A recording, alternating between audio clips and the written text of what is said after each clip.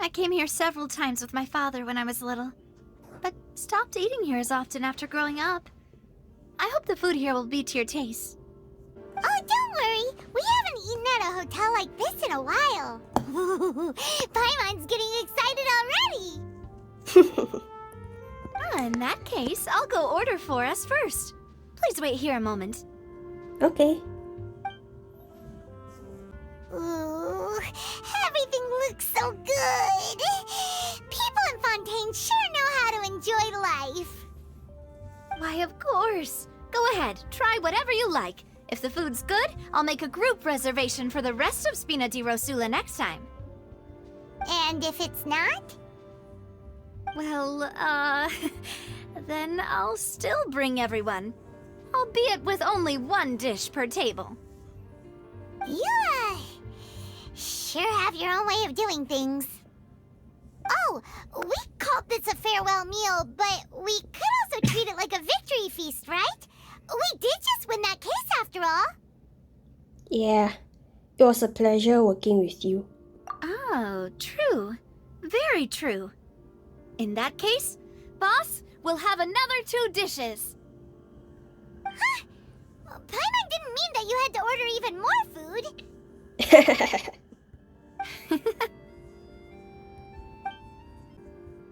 Speaking of cases, do you think that the mastermind behind the serial disappearances will get caught soon now that this has all happened? Well, we've certainly taken a big step forward, but I feel that's about it. We know that there's an organization that means to dissolve these young women, but we still don't know what they are really after. True. We still don't know their motives yet. If it hadn't happened right in front of us, Paimon wouldn't have ever believed that a person could be dissolved like that. I know, right? Right? Yet it was because this was such a preposterous notion that the investigation could never really move forward before. Ugh. If only that guy could have finished speaking! We were so close to hearing who was behind it. In such investigations, even the smallest step can seem like a yawning chasm if the trail of clues is cut off. To be honest, I don't have high hopes for any follow-up that the authorities might conduct. It's not that I don't have faith in their ability, it's just that a different perspective is required in some matters. Okay, understandable. It's easy to guard against and deceive a single narrow perspective. A shift in thinking is required at such times in order to produce a breakthrough. Which is exactly why the Spina di Rosula exist. Those highfalutin folk are not all-knowing. That's why we exist. To seep into the cracks where filth falls through, where their watch fails them. That's the kind of problems we solve. Seems Paimon thought things were simpler than they actually are. It's all right. Well, this was supposed to be a farewell meal, so I doubt you have further interest in this business, right? Let's talk about something else. Like, what are your future plans? That's true. We didn't have a chance to speak to her after the trial ended. It didn't really seem like the right time or place to do it anyway. I see. So, your primary objective, which has been foiled so far, was to have a chat with the Hydro Archon. I've heard that there's a long line of people waiting to meet Lady Furina. I suspect you'll be waiting for quite a while, considering that you missed your chance today. Yeah, we've heard that she's super popular here in Fontaine, and that it'll be tough getting any of her time. Well, would you consider some more, unique ways? Perhaps even methods of, let's say, questionable legality? Oh? Like? Guess that's Spina di Rosula's boss for you. Chock full of sketchy ideas. Well, what did you have in mind? Well, one way would be to infiltrate a performance troupe at the Opera House, only to abandon your act at the play's climax and ask to speak to her after the performance. Oh. sure Lady Furina would be eager to see the ending, and would agree in order to finish watching the play. Don't you think? Could you suggest something a little more practical? This plan seems pretty hard to pull off. We'd have to go learn how to act, and acting's really hard. Yeah, that's true. All right, here's another. Find a way to conceal yourselves under her bed. Then wake her up in the dead of night and demand answers. Her bed? Don't let her go back to sleep until she answers all your questions. Ooh. Hide under her bed. I can personally testify that this one works. When I'm Huh? sleepy, I'll do anything as long as I can finally get some sleep. Okay. That might work, but that's not really the problem. The problem is we don't want to get ourselves arrested. Yeah. Ah, valid point. I overlooked that part. I Huh? was just thinking about leveraging a person's desire for sleep. Uh, how can you overlook something like that? I know, right? All right, no more joking around. Perhaps you could... Oh, I don't know. Cut the line when she's on a break. You did defeat her in court, clearing citizens of hers from false accusations. False accusations she had nearly upheld personally. I imagine that she feels quite ashamed about the whole thing. You mean that if we catch her while she's on a break, she might be too embarrassed to refuse? Oh, that does make some sense. Why don't we give it a try after this meal? You know, strike while the iron is hot and all. I don't know. Huh? Paimon, did you drink my Fanta? Huh? Was this your drink? Sorry about that.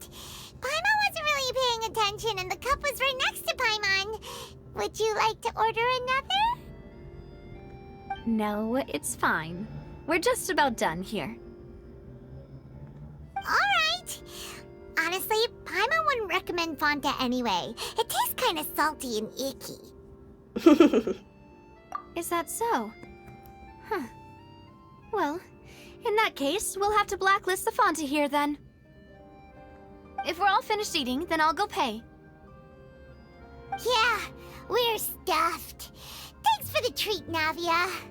Yeah, thanks for the meal. Oh, so full.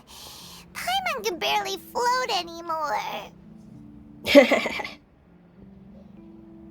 Can't you see Paimon's barely an inch off the ground? Are you? Okay. As for expenses this month, we're left with... Hey, Navia! What are you doing over there? Oh, nothing. It was just a meal, you know? Nothing the Spina di Rosula can't cover. Are you sure? Let's get ready to try to meet the Hydro Archon again. Bye, Navia! So this is goodbye, huh? Well, if you do encounter any other trouble in Fontaine, you're always welcome to contact the Spina di Rosula. I'll give your requests the highest priority. Thank you. In any case, I wish you smooth sailing. See ya!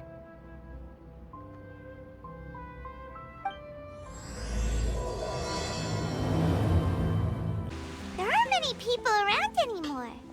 Looks like that boat we took to Araneus might have been the last one. Vache. Oh, again? Looks like we're back here again. Huh? Traveler? Are you hearing voices again? Ugh. That's kind of spooky. Are you sure we don't want to come back in the morning? Vache. Vache. Hey, why are you still walking towards it? There might be something... Huh? Hang on. Paimon can kind of hear a voice. It's calling for... Vache, right? Yep. Hey, Traveler? Stop walking! Come on, wake up! Wake up? Wait, wake up? I fainted? Hang on, what's going on? Whoa. Oh.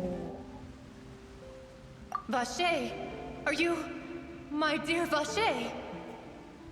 No, wait. You seem to be someone else. Do you know Vache? Do you know where my love is? Wait. Who am I? I'm very sorry. I fear I do not know. My memories feel like they have been washed away like a flood. So many fragments dissolved amidst the tide, never to be recovered. Oh. How much have I lost? How many things that I once held dear while on land have I since forgotten? Oh. Yes, that is what I was once. But now, I am but the consciousness of one who is lost, therefore. Oh. Now this is interesting. I do not know how I came to be like this either. I only vaguely remember being covered in light blue water, and then all grew dim. Oh. I also remember going to many places. I loved adventure, loved exploring places of peril. No matter where I went, Vache would go with me. I knew how dearly he loved me, and I also loved him equally as much. But now, we can no longer go back. The pain of such parting, I never knew how heavy it could be. No, our reunion no longer has any meaning. There is no way for us to create any new memories. The thought of me gives him no succor, so let it lie forgotten beneath the waters. If you meet Vache, tell him not to look for me. Tell him to move on. That is the only thing I still remember. Perhaps that is so. As I was submerged in the waters, losing consciousness, I saw Vache above the surface.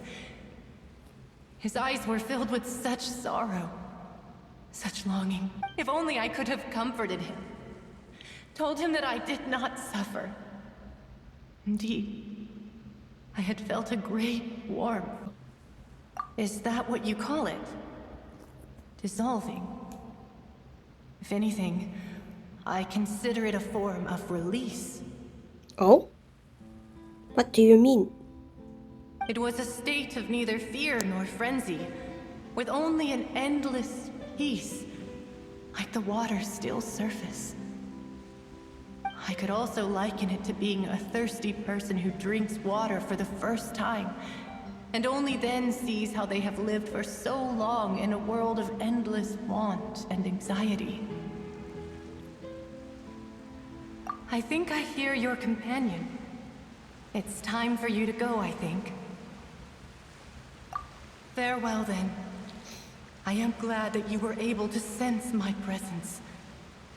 Remember, if you see Vache, tell him not to seek me out any longer.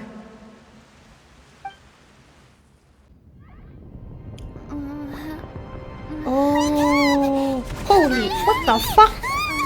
Navia's outnumbered! What happened? What the hell? Wait, what? What's going on?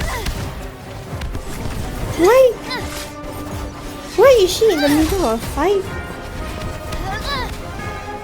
What happened when I'm unconscious? Dear God, it's a whole army of Gardamex. What the hell? Clorinde? Oh.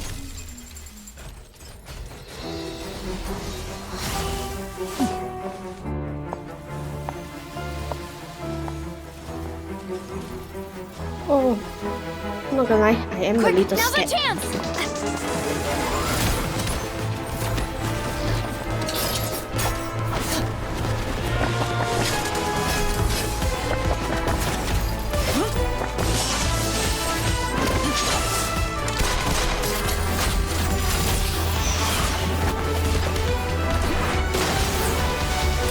Oh, she's using a sword and a gun. Am I seeing things? Or am I seeing it correctly?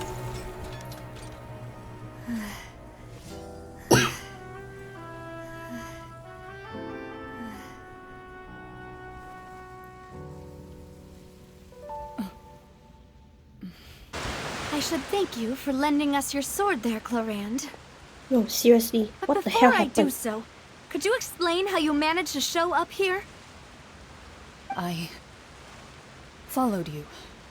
It seemed to me that danger has followed you more closely as of late. I believe that following someone without their knowledge is actually called stalking, is it not? Mr. Callus's last wish was for me to ensure your safety, and I will not betray his trust. He would do the same, were he alive today. Oh, Do not speak of my father! Sorry, demoiselle. I was not strong enough. Thank you for your aid, Miss Clorinde, but do keep an eye out for your manner of speech. I believe we all wish to avoid unnecessary emotional harm. Sorry, I did not consider your feelings. Whatever. What else do you know? How did you come to the conclusion that I'd be in grave danger? I doubt I know much more than you, but I believe that the mastermind behind the serial disappearances is very powerful. Your performance tonight will almost certainly attract their attention. I'm sure they've known about me. To be honest, I'm shocked it's taken them this long to act against me. And what about these Gardamex? I thought only those associated with the Maison Gardiennage could control them. None of these mecha have serial numbers. I was sure Oh. to check a moment ago. They are not the ones used by the authorities to enforce the law. oh, I can only conclude that some powerful or wealthy party must have obtained them via illegal means, deploying them as a private force of sorts. What? Your point being that they're out of Spina di Rosula's league, then? Yes, be careful, and do not act rashly. I will continue investigating no matter what. We will bring the truth to light. That's my father's true last wish. oh. Regardless, thank you for your help today, Clorinde. But if you get any ideas, tell me first. I don't much appreciate being followed. I do not think that they'll strike again anytime soon. So I shall stop following you. Good day, all.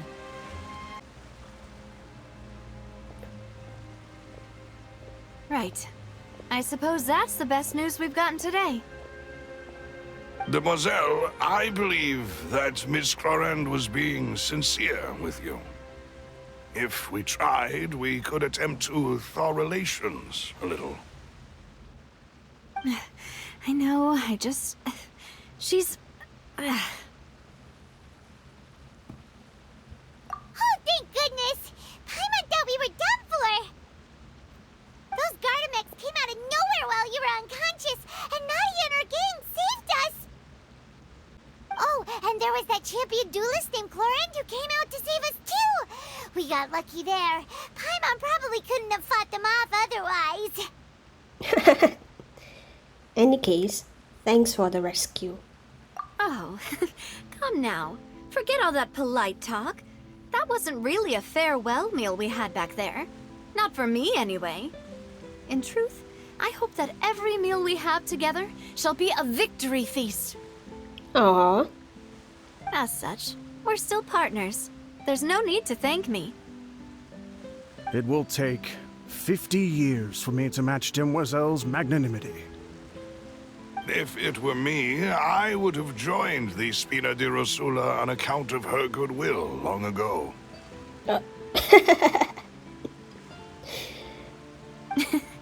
Oh Right, you two. That's enough. Actually, Navia, how did you know that we were in danger? You sure did show up in the nick of time. Oh, that's a good question. Well, to be honest, you're the one who tipped us off, Paimon. Huh?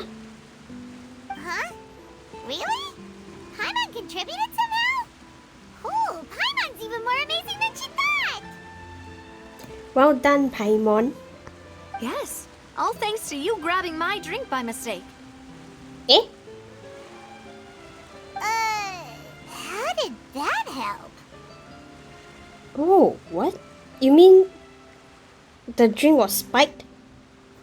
After we parted ways, I was on the way back to one of our bases when I suddenly thought of what you said. Oh. That the Fanta tasted kind of salty and icky.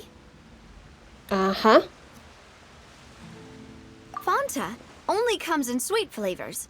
So how could it have tasted salty? Oh. The color of the drink, if I recall, had also been a bit off. So the Fanta had been spiked with water from the primordial sea? Yes. So if you hadn't drunk that cup for me... Oh. Spina di Rosula is preparing the grandest of awards for you as we speak for saving the boss. That was scary. Huh. Really? I sent people to Hotel de Boer to investigate, but whoever did this left no trace at all. That's when I figured out that you might be in danger and hurried here as quickly as I could. What? Why would they go after us too? All we did was defend Linny in court and help clear his name. Ugh, now we're caught up in this mess too, aren't we? Well, you did foil a plan that they were probably pretty proud of, and almost got their name in the process. Speaking of which, did anything strange happen when you drank the primordial seawater? Well, it can't be coincidence that the traveler fainted just now. She said that she heard that voice calling for Vache again. Oh, and this time Paimon heard it too, but it was real faint. Does this situation have to do with the primordial seawater then? Does that mean the primordial seawater raises someone's sensitivity to hydro when it's used on people who are not from Fontaine? That doesn't sound like too much of a bad thing, to be honest. New intel? While you were out cold? Well, let's hear it, shall we? Oh, that is important.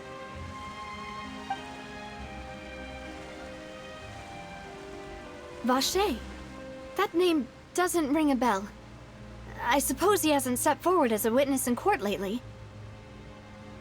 Since he saw that young woman dissolve, he was at least at the crime scene. But he never gave testimony or any information regarding people dissolving in the primordial seawater. Could he have been threatened? Yes, thank you. This is very important information indeed. We will continue to investigate. By we, you mean us too, right? Oh, you mean you'll help us investigate? I don't know. Well, you did say that our farewell meal didn't really count.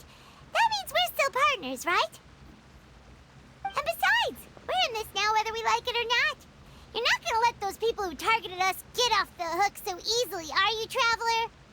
Of course not. Demoiselle, do try not to look quite so pleased. You are the face of Spina di Rosula, after all. You talk too much. Well, in that case, let's head back to one of our bases, shall we? I'll arrange accommodations for you. We also have some plans to go over, and hopefully we can deepen our bonds as partners. But we'll take that one step at a time, I guess. Don't worry, you two. With us around, our base is definitely secure. It's right up ahead, but let's make sure we weren't followed first. Yeah, good idea. I've been keeping watch, Demoiselle. I haven't spotted anyone suspicious thus far. Very good. But let's not let our guard down for now.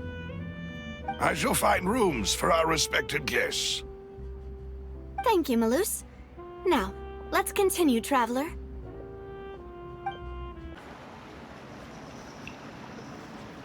So, this is your base? It's not quite what Paimon imagined. Your accommodations have been arranged. Under the present circumstances, I can confidently say it's the best we have. Well, our funds have been a little tight lately.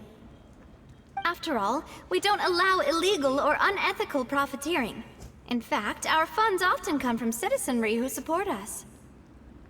Seems like it's tough times for everyone. But if you have the support of the people, that does sound like it's worth it. To be honest, our financial situation was a lot better back when my father was in charge a few years ago. I'm afraid I'm not quite his equal. Your father... he was the previous boss of Spina di Rosula, right? How did he... Demoiselle, if you'll allow me to explain. No. I'll explain it myself. I suppose I couldn't run from this topic forever. And, as partners, this is something I hope they can understand. My father's name is Callus. Yes, the same one they call Callus the Unfaithful in the streets. 3 years ago, he was accused of murdering his own friend. But he chose a duel to defend his honor, instead of standing trial. He died in the duelist's ring. Oh no. But I do not believe my father was a murderer. I'm sure he was set up. At the time, I believed that if he only stood trial and was duly investigated, something amiss would crop up and prove his innocence. But strangely, he not only requested the duel himself, but rumor has it that even after being seriously injured, to the point where he could be deemed as having lost the duel, he refused to surrender, determined to die in the arena. Why though? Is he trying to hide something? 3 years later, I still don't understand why he did that. How could he protect his honor if he's dead? If anything, he gave up his chance to defend himself. The closest piece of info I have is that my father had been investigating the serial disappearances case at the time of his death. Oh. So that's why you're so determined to get to the bottom of that case. That's right. I've also tried to investigate the murder my father was implicated in, but I haven't found a single new clue in my countless reviews of the investigation records. However, I believe that if the murder case is related to those behind the disappearances, they must know something. I must know what really happened. Was my father coerced? Framed? Even if he really did kill his friend, I must get to the truth. If only he'd been more open with me when he was still alive. He even hid the fact that my mother died due to complications when giving birth to me. Oh. And now, here I am investigating his death. You really are a handful, aren't you, Papa? Demoiselle, please, if there is anything I can do, anything at all. I also will never believe that Master Callus murdered anyone. There are none whom I respect more than the two of you, Demoiselle. Master Callus did so much good in life, yet all it took was one murder case for him to be dubbed Callus the Unfaithful. Even our supporters decreased greatly due to that incident, hence our strained finances at present. Wait, if Callus was such a good man, wouldn't people at least be a little suspicious when he was accused?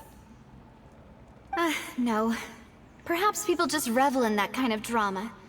It's not something exclusive to people from Fontaine, really. Everyone's like that. People love watching the evil turn over a new leaf, but they also enjoy watching good people fall into an abyss from one slip-up just as much. But how could... never mind. If Callus was really falsely accused, we have to find the truth. He didn't deserve to have that happen to him. There is one other thing. Master Callus's opponent in the duel was Ms. Clorinde. Oh, her? Well, then, isn't that as good as saying that she was the one who killed him? Yeah, that's not the sort of thing that you can just let go and move on from. Yeah. Ms. Clorinde has always placed great emphasis on the honorable nature of the duel. If her opponent doesn't yield, she will not stop either. She knew Master Callus beforehand and greatly respected him, but seeing how he was resolute in the arena, there was only ever one choice she could have made. It's not that I don't understand her at all, but I just can't deal with this yet. Don't worry, Navia. Paimon knows how you feel.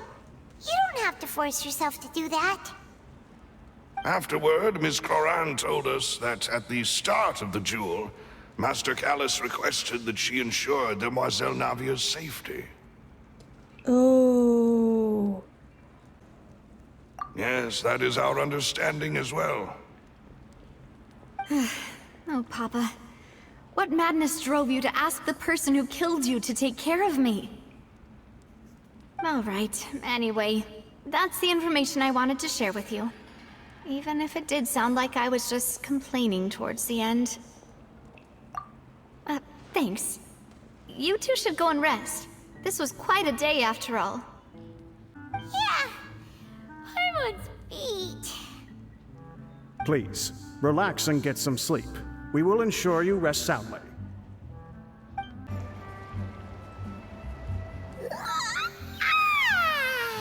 Paimon slept so well. This place feels almost too safe. Huh? Navia? Where did the other two go? I sent them back to Poisson. It's Spina de Rosula's place of origin, and where we have our headquarters. There's not much for them to do here at the moment. Paimon gets the feeling that you're just trying to get them off your back. But never mind that. When did you get back? Were you waiting here the whole time? No, I just returned after going out for a while. I did some investigating yesterday regarding the name Vache. Wait, so you didn't sleep at all? How could I after having such critical new evidence appear? Guess Paimon wasn't speaking for everyone just now, huh? Unfortunately, this name seems to have been wiped from existence. It doesn't seem to have a match anywhere. Oh. I suspect that those behind this have already taken steps to hinder an investigation from this angle. But that does prove that this Vache person is a key witness in the incident. Does that mean we're too late, though? No. There is one ray of hope. One place in Fontaine that they would find almost impossible to threaten, no matter how much they wanted to. And that is the archives kept by Chief Justice Neuvillettte, a place where detailed files on all the cases in recent years are kept. If the Oceanette you met is one of the young women who went missing recently, we should be able to find some related information there. So Neuvillettte maintains an archive of case files? Whew, guess that's the hard-working Chief Justice for you. In that case, let's go talk to him, shall we? What's wrong? Aren't you coming along, Navia? Did you get tired? No, it's nothing. Let's go see the Honorable Chief Justice. Are you okay? The palais is right up ahead. Come on.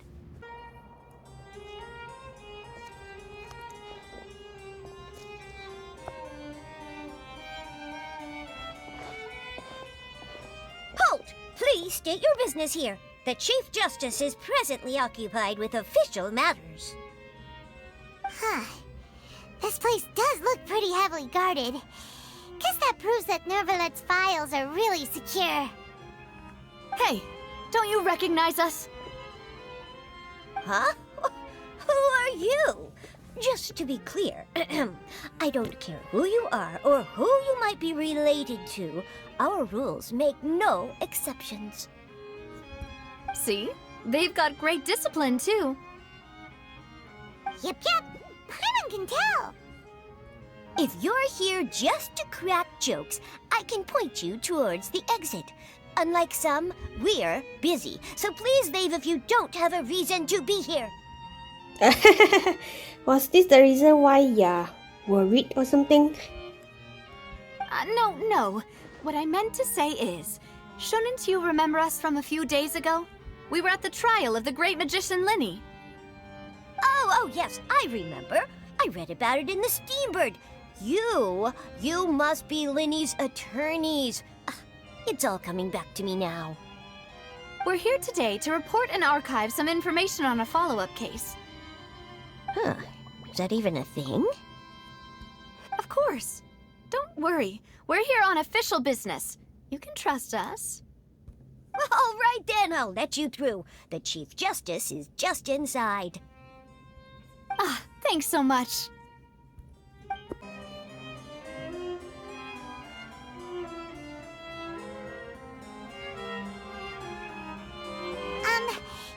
to barge in, Monsieur Neuvillettte.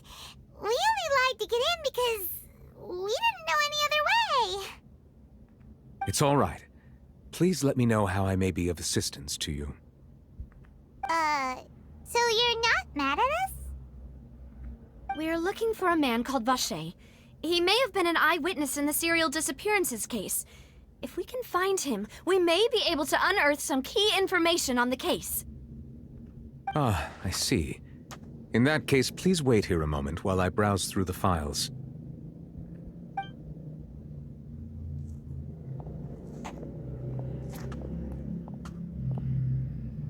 Who knew that Neuvillettte would be so easy to talk to?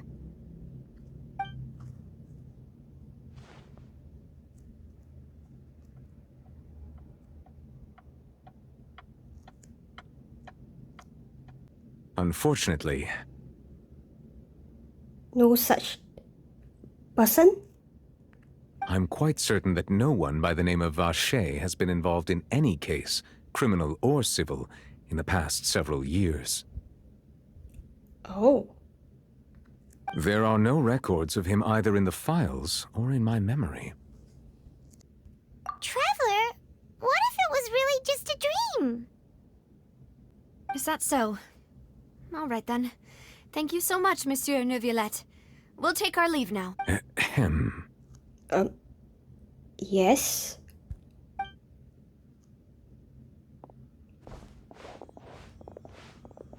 Miss Navia, I can understand how you feel.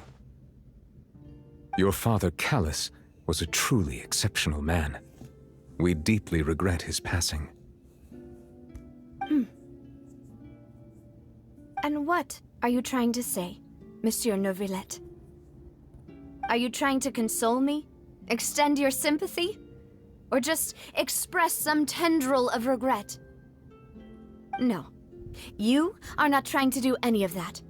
I can hear it in your voice. There's no emotion behind your words. You only said those things because you felt like you should. It's just like last time. After my father took his place in the duelist ring, I pushed through the guards to talk to you as a last resort. You even told me then that you thought there was something fishy with the case, yet you still allowed the duel to go ahead. In your eyes, the value of a human life is nothing compared to those cold laws you hold so dear. Ooh. If you truly regret my father's death, then why didn't you call a stop to the duel? Why didn't you give me the power to stop him from throwing his life away? Why did you just let him die, despised and hated by all?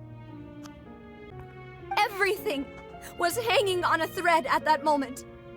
Just the tiniest effort could have changed everything.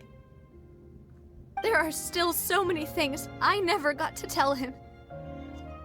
So many questions he still owes me answers to. If you really have no heart, then just look me in the eyes. I, Navia, will show you the true meaning of regret.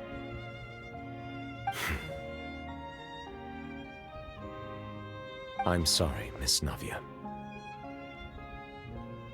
You and my father are truly alike. You keep all kinds of things in your heart and never say a word to anyone. Oh, It's not so much that you can't feel, but that you would never express anything. Oh well.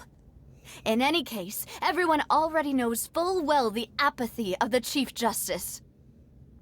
My apologies for taking my emotions out on you, Monsieur Chief Justice. Let's go, Traveler and Paimon.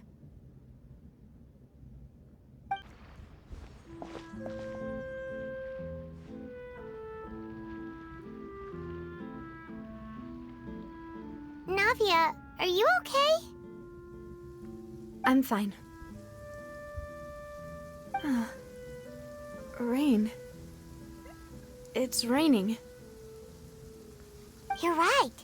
Wasn't it still sunny when we went into the building? And there shouldn't be any active trials today. How strange. Now that I think of it, on the day my father was convicted of murder, it was also raining. are they connected? What is it? Did you think of something? Yeah, he was outside. It was uncovered and the rain could fall there. Why? Do you think the rain could have affected the crime scene? That thought has occurred to us before. We've even expanded the search area to try to account for that, but didn't find anything of value. Oh? Wait. You don't mean... So you're saying that the true murderer could have been turned into water and then got washed away with the rain? Yeah, and if that's what had happened, then no one would have believed your dad, even if he explained what he saw to the authorities. I really think I found a true genius for a partner. You're completely right. How did I not connect the dots earlier? All right, let's go to Poisson. With this new lead in mind, we'll get to the bottom of my father's case for sure. Yeah, we're gonna make progress for sure this time. Do you want to go with me now? Or do you want to head over by yourself later? Great. Let's go then. Whoa, what a huge ship! Oh, wow. Why would a ship be anchored at a place like this? There's no need to be so surprised. While it may look like a ship, it's actually Spina di Rosula's headquarters. Oh?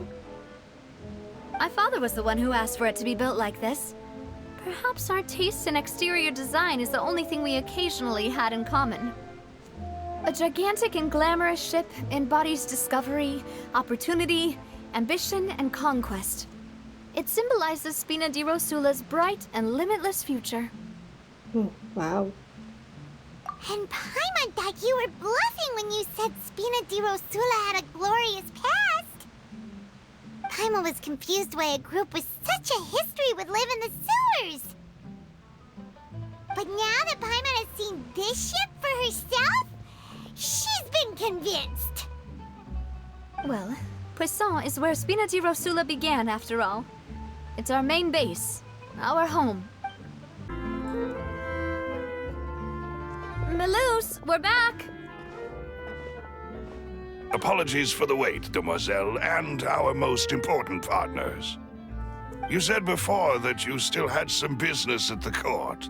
What brings you back to Poisson so quickly? About that. It's because my partner here reminded me of something really important. You see, what if my father's case had something to do with water from the primordial sea? You still remember, right, Melus? On that night, it was raining? Yes, the case was quite similar to that of Mr. Linney's.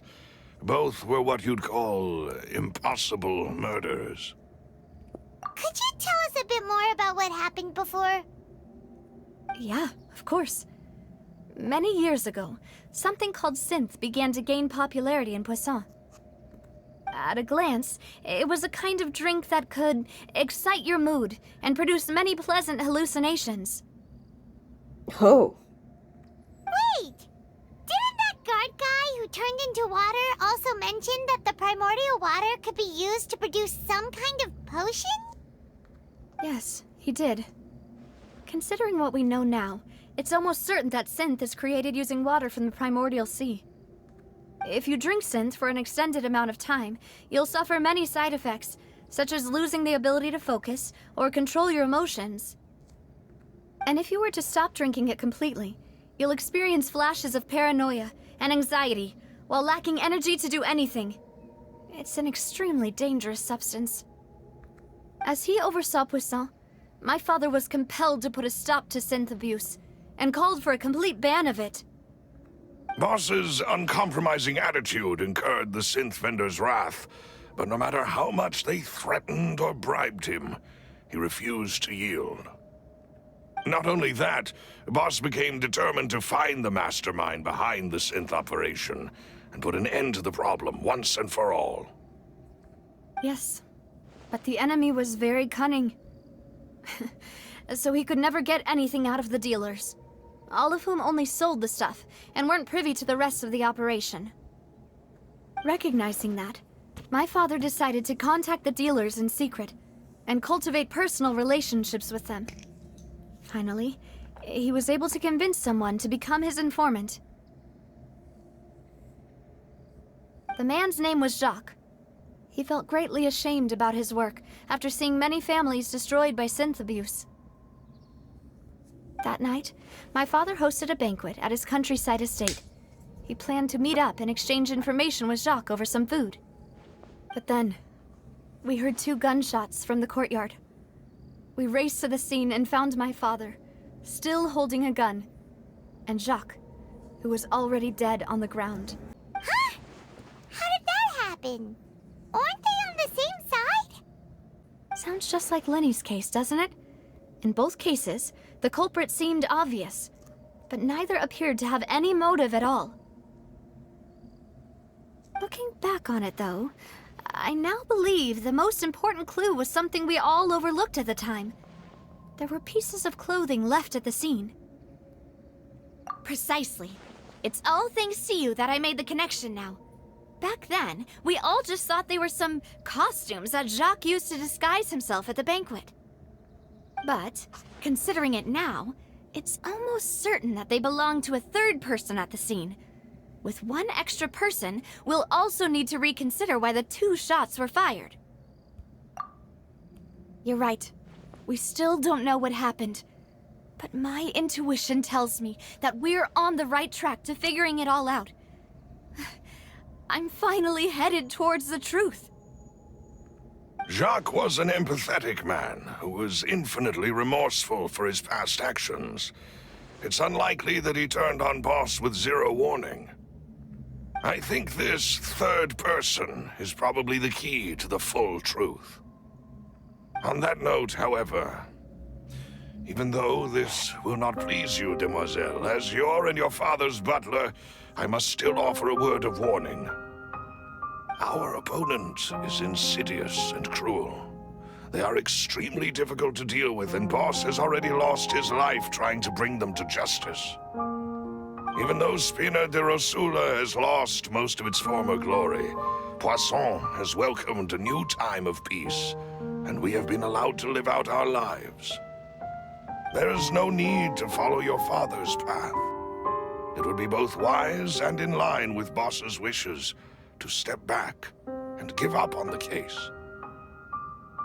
If that's indeed what he wished for, then he should have told me that himself.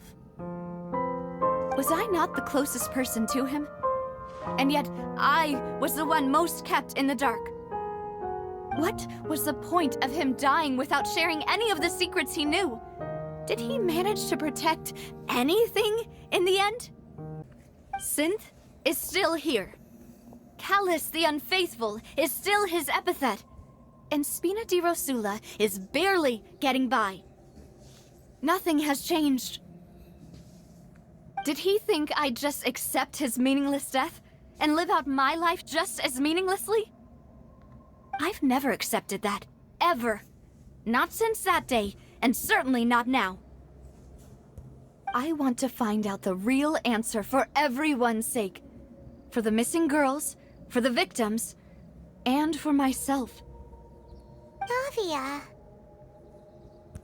This is indeed the best moment to act.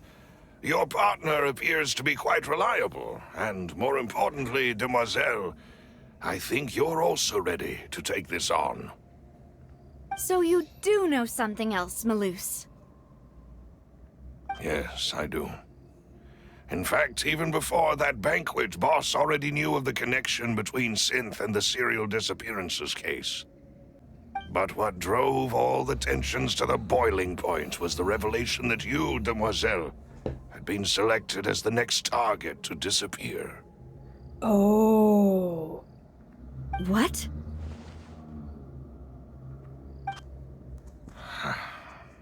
Boss also didn't tell you that he had been diagnosed with a rare illness. The doctors told him that he had no more than 5 years left to live. And the serial disappearances case caused him great anxiety. 5 years was nowhere near enough time to resolve this long-standing conflict.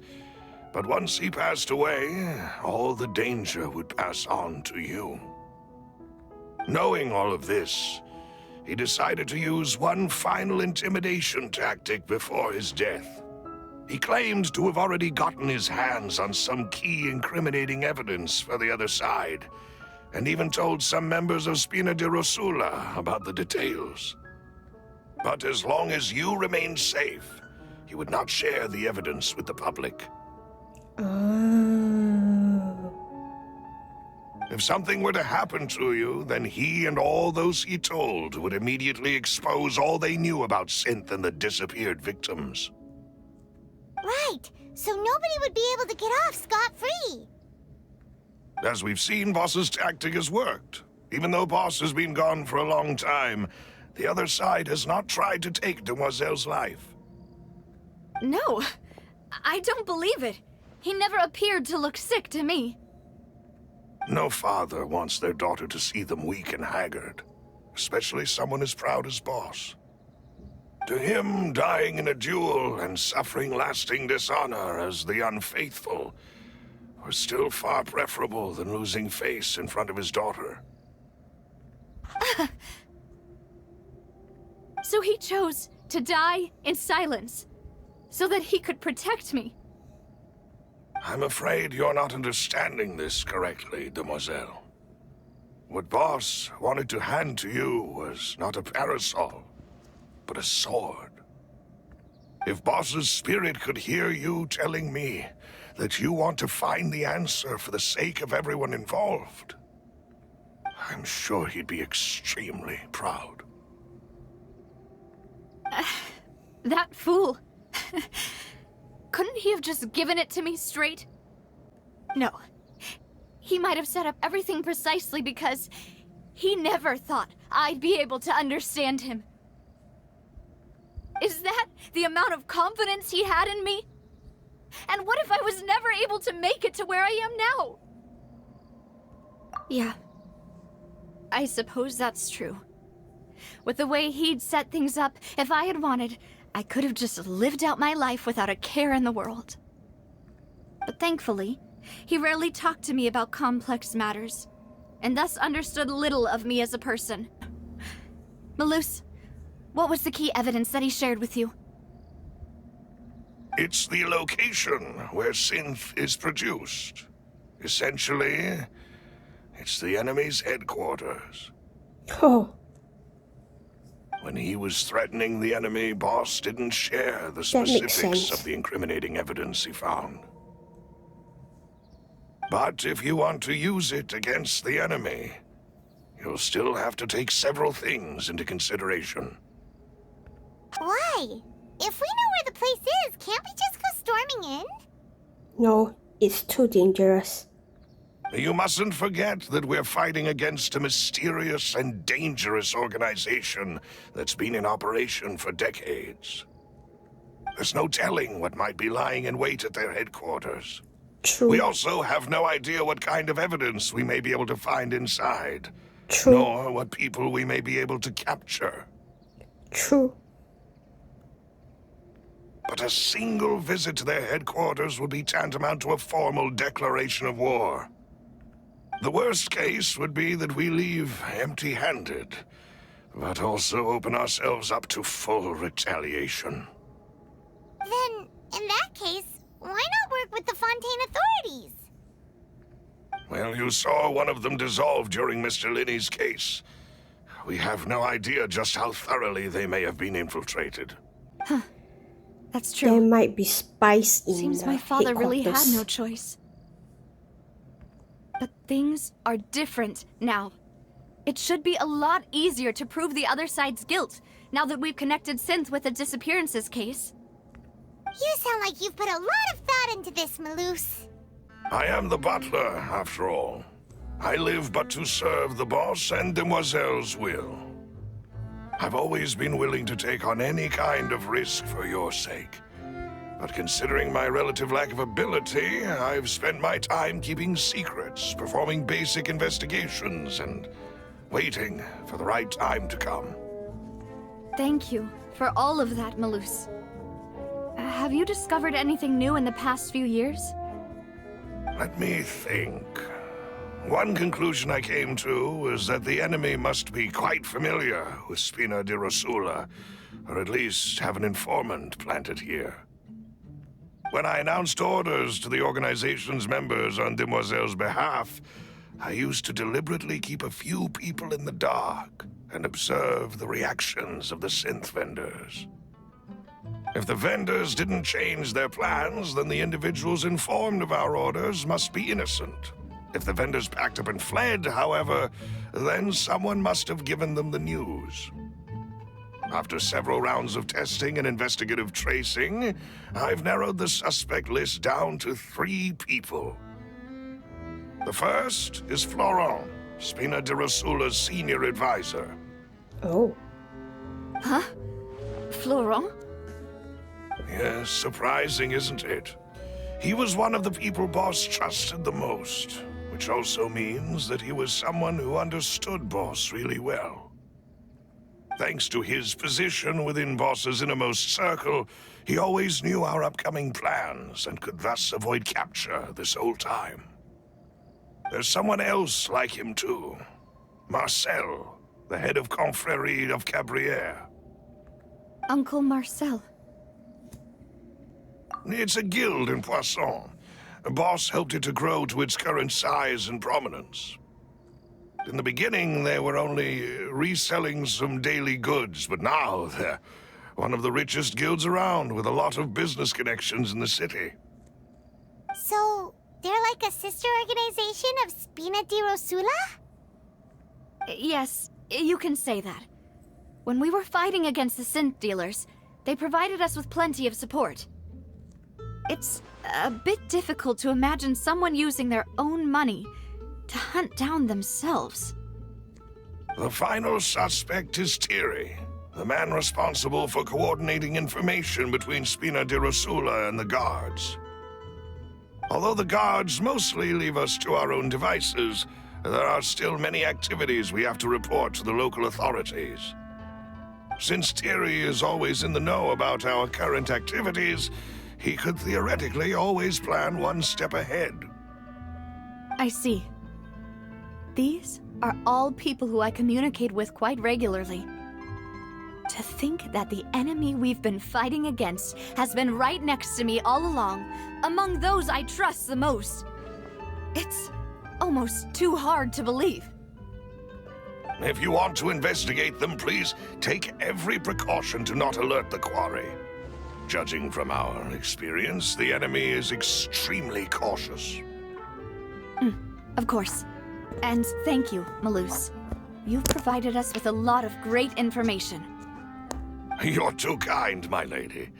I'm just doing my duty.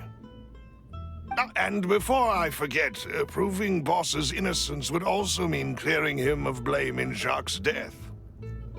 After that incident, Jacques' wife and daughter were taken into the Spina's care.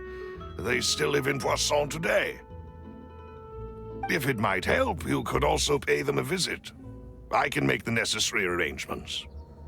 Aw, thank you so much, Malus. You really are the best. A new case awaits, my dear partner. I hope we can work together to uncover the truth and end this case once and for all. It is settled, then. Please excuse me, and enjoy your conversation at your leisure. Thank you for arranging everything for us, Malus. Excuse me, miss. Do you need anything from us? Oh, Hey, Navia's all quiet. This isn't like her at all. I'm sorry that I only came to visit after all this time. After what happened, I didn't know how I was supposed to face the two of you. Ah, if it's about that, there's no need to apologize. After my husband died, Spina di Rosula sent us a lot of mora and support. I understood your guilt and apology to be genuine. But aren't all of those things nothing compared to the loss of Jacques? I can understand the kind of pain that comes with losing a father so needlessly. You don't understand at all. I didn't know how to face you, because I didn't know what I could possibly bring as a consolation gift. I know only the full truth could bring closure to you, and to all of us. I'm sorry. I appreciate the sentiment, but you don't have to carry all that guilt. On the matter regarding my husband, my daughter and I have more or less found our answer already. Oh, you do? Would you mind sharing it with me? I really can't believe that my father could ever bring himself to shoot Jacques. I always knew that my husband's money was earned through others' suffering. He told me countless times that if he could turn back the clock, he would never go into the synth business again. He had many regrets, and felt that he took the idea of providing for his family too literally. For the longest time, he thought Mora was everything. So when Mr. Callis came to him with a proposal, he accepted it almost immediately. He tried to be as careful as he could, but even so, he was still found out by the higher-ups. Ah. They found out about his betrayal? Papa didn't say that exactly, but Papa did tell me that I should never be ungrateful. Before he left that day, he told me that he had no choice. It was only later that I realized it was his final farewell to the two of us. I don't know that for sure, but you could say that's the conclusion I eventually came to. Which is why I'm the one who should feel guilty. Callis had always taken great care of us, both when he was still alive and after he passed away. Even if he fired the shot that killed my husband, it was likely in self-defense. It is impossible for me to hate him for what he had done. But Mama, why is Papa still the bad guy if he did the right thing? Papa always wanted to be a good man, so why did he have to do a bad thing in the end? Well, things aren't always as they seem. You still feel like your papa was a good man, right? Yeah, Papa was a really good man. The best in the whole world. Then you should hold on to that. If a good man had to do a bad thing, then he must have had his reasons. Regardless of whether he left you a parasol or a sword, he must have done so to give you a better life. Oh. Thank you for everything you've told me. I will definitely find the truth. The current state of things is not something I'm willing to just sit back and accept. Thank you. I'm very grateful to hear this from you. Even though your personality is quite different from your father's, your determination when you speak is really similar. You really think so? That's the first time anyone said that to me. Are you okay, Navia? I'm fine. Don't worry. Let's investigate the 3 suspects next. Florent should be nearby, and we should be able to find Thierry and Uncle Marcel in the city. I'll get myself together on the way, so please don't worry. Greetings, boss. How may I be of assistance today? I'm sure you've heard about what happened at the Opera House. Someone got turned into water right in front of us. Yeah, I've heard. With something that dramatic, I'm sure journalists will milk it for all it's worth. And it'll be all the talk for the next several weeks. It also reminded me, on the day that the incident happened with my father, it was raining outside, and we found some clothes left at the scene. After my partner here put the dots together for me, I feel like we should try to reopen his case. Can you do me a favor and try to recall what happened that night? Let me think. Mr. Callis was feeling pretty upbeat that day. So he was drinking and bantering away with us at the table. After that, he told us that he wanted to go get some fresh air. So we let him go without thinking much of it. Who knew that we would hear 2 gunshots ring out right after? My first reaction was that Mr. Callis's life was in danger. So I grabbed my holster and made a mad dash toward the scene. But when I got there, it was already too late. Mr. Callis was standing over a dead body with a gun in his hands. All we could do was look back and forth at each other, not knowing what to say. So you also remember 2 gunshots then? Indeed.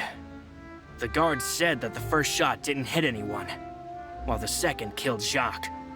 But I've never really bought that explanation. Oh? You think otherwise?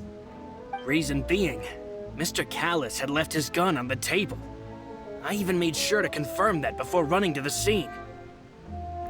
But according to the guards, that doesn't mean he couldn't have had other guns on his person.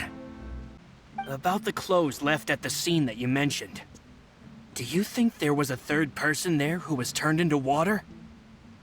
At least from our perspective, my father had no reason to kill. So he would also have no reason to bring an extra gun with him. The gun he was holding probably belonged to Jacques, or a third person on the scene. Yeah, that makes a lot of sense.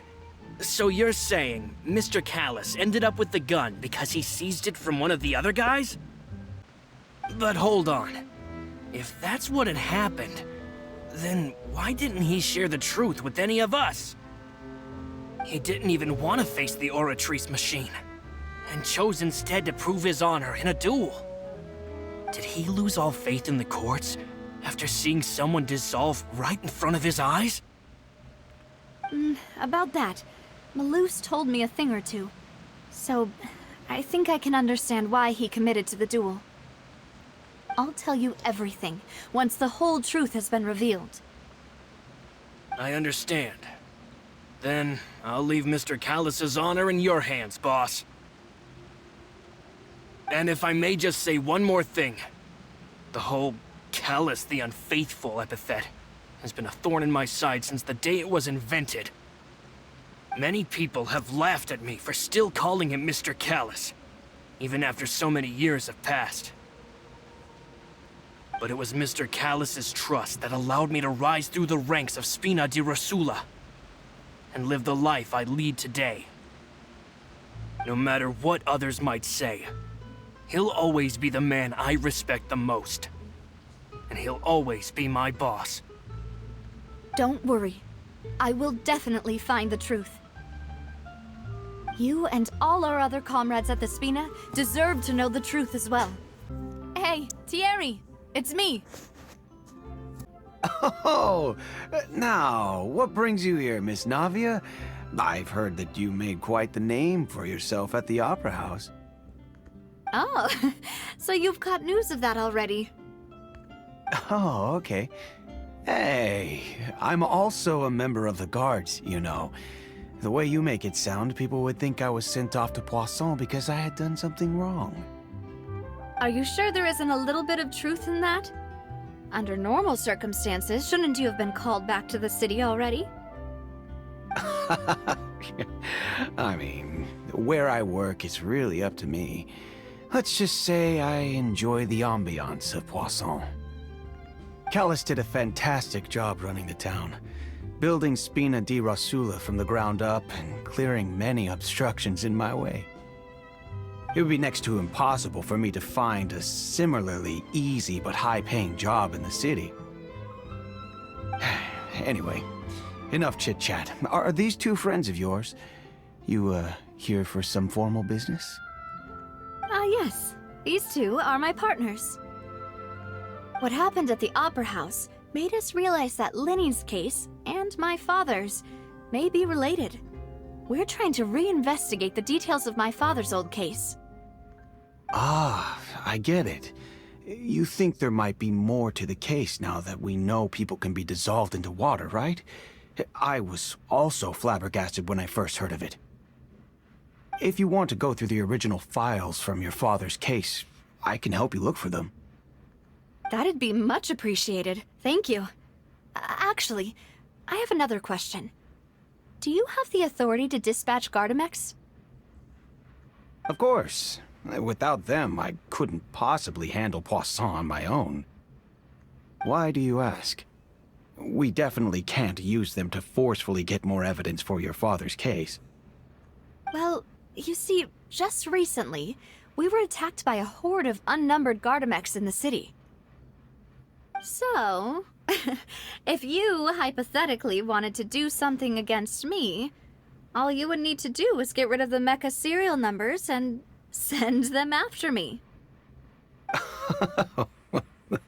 Then you think too highly of my abilities. Dispatching mecha is very different from controlling them. If I had to make an analogy, when you order a dish, the chef will make it for you. You can ask the chef to cook, but not to massage your shoulders or carry your baggage. If you try to make unreasonable demands, the chef would just think you're out of your mind and ignore you completely. The same goes for me and my Gardamex. Removing a serial number is also not as easy as you might think. There are a lot of complex steps to it, and it's almost impossible to keep it a secret. So I can promise you, those mecha were definitely private units. They're certainly not cheap. So, whoever their owner is must be super rich, powerful, or both. Now that you mention it, though, being in the synth business would definitely be profitable enough to afford this. Oh, then you're officially in the clear, Thierry. Oh, well, thank you for the vote of confidence, Navia. Jokes aside, I'd like to wish you all the best with your investigation. I'll be staying in the city for a little while, so just come find me if you need any support from the guards. Hello. How may I help you? I'm here to see Marcel. Could you please let him know? You can just say Navia's looking for him. Sure. I will let him know right away.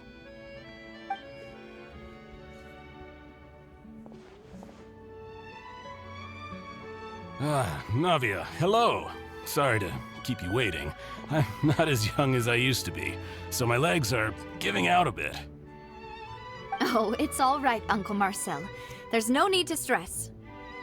I just wanted to talk to you briefly about what happened in the Opera House. I'm sure you saw everything too, right? Yes, I've never seen anything so strange. Oh, you were at the Opera House too? That's right. I went there with Navia to see the magic show. Who knew it would turn into a whole murder mystery? I also witnessed your marvelous sleuthing work. Quite impressive. To beat the Hydro Archon at her own game on her own turf, I can already imagine everyone in Fontaine discussing your exploits over a few glasses of wine. Oh, Paimon doesn't want to become the talk of drunkards. Apologies. It's just how Fontaine is as a nation. Everyone loves drama and theatrics. Uncle Marcel, you've also noticed that other thing, right? The fact that humans can dissolve in water? Yes, I was reminded of your father's case right away. Is that what you're investigating now? Exactly. I still don't have much solid proof, but I can sense that the other side has already begun to act. Oh, and what makes you say that? We were attacked on Araneus by some unnumbered Gardamex. And there was also an attempt to get me to drink water from the primordial sea. If not for the vigilance of my partner, I probably wouldn't even be here talking to you right now. Oh, you're giving us too much credit. Wasn't it you who protected us? Alas, it seems things are heating up again. The peace that Callus sought so dearly will soon become a thing of the past. But rest assured, Navia, Poisson will always remain a safe haven for you. If you're scared, you can always return there.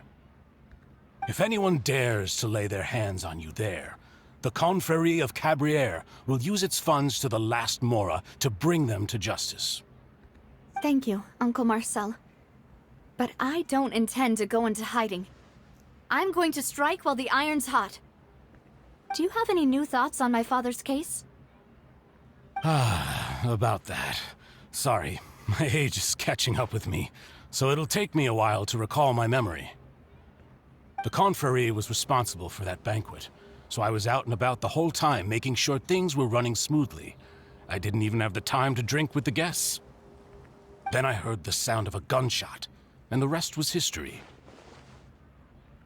Oh, it's okay. No need to push yourself. We'll ask around some more, see if there are any valuable clues elsewhere. Sounds good. Just let me know if you ever need Mora. All my wealth comes from Callus's patronage and support. I'll spend however much it takes to clear his name. We've talked to all three suspects, purely based on their conversations with me. None of them sounded particularly suspicious. I suppose that's to be expected, though. If a single conversation's all that's needed to find them out, then my father wouldn't have needed to investigate the case for so many years. That's true. Anyway, even though we didn't make a breakthrough, let's still compile what we were able to find. But where should we start? Ah, you're right! Flora mentioned that Callus probably only ended up with the gun because of circumstance. That makes sense. According to Jacques' family members, he already told them that he had been discovered, and that he had no choice before he left home that day. If I had to guess, he probably received an order from the synth boss to kill my father. Had he refused... So, Jacques fired the first shot? Oh? And why is that? Ooh, that's a good point. Jacques probably already knew that he was just being used as a tool for murder.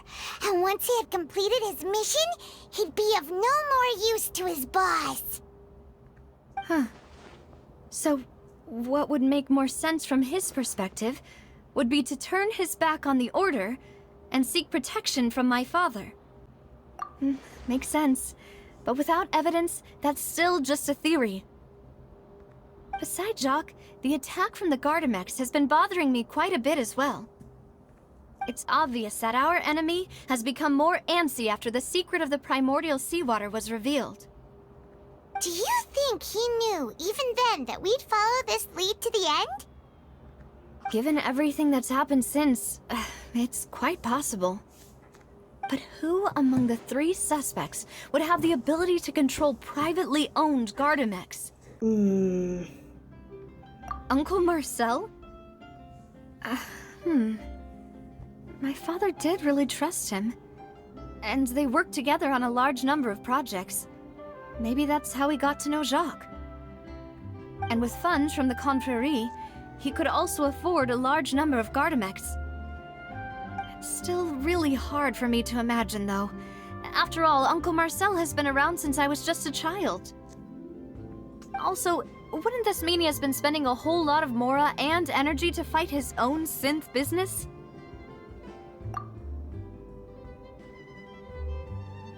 Thierry, you say? Huh. It is possible that he's figured out a way to convert the Gardamex for personal use. But I didn't feel like he was lying when he was talking to us about the mecha. I also don't think he'd be able to keep that kind of tampering under wraps. Yeah, had he actually tampered with the mecha, we'd be able to prove it with a simple check of the guard's inventory. If the mecha were taken from the guards, it should be pretty easy to find out when and how that happened. Florent? It is true that he was closest to my father, and thus had the best chance of learning about his dealings with Jacques. But as Spina di Rosula's advisor, his work mostly deals with personnel and security, so he shouldn't have much means when it comes to finances. So you're saying he's too broke to afford a mecha army? Exactly. He can't. And even if he could, I don't think he would be able to dispatch a whole group so quickly. Who could it be?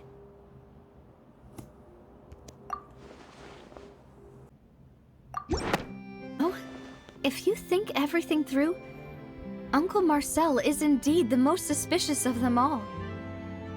Could we be missing other suspects? Malus didn't know about the people turning into water thing when he narrowed it down to these three, did he?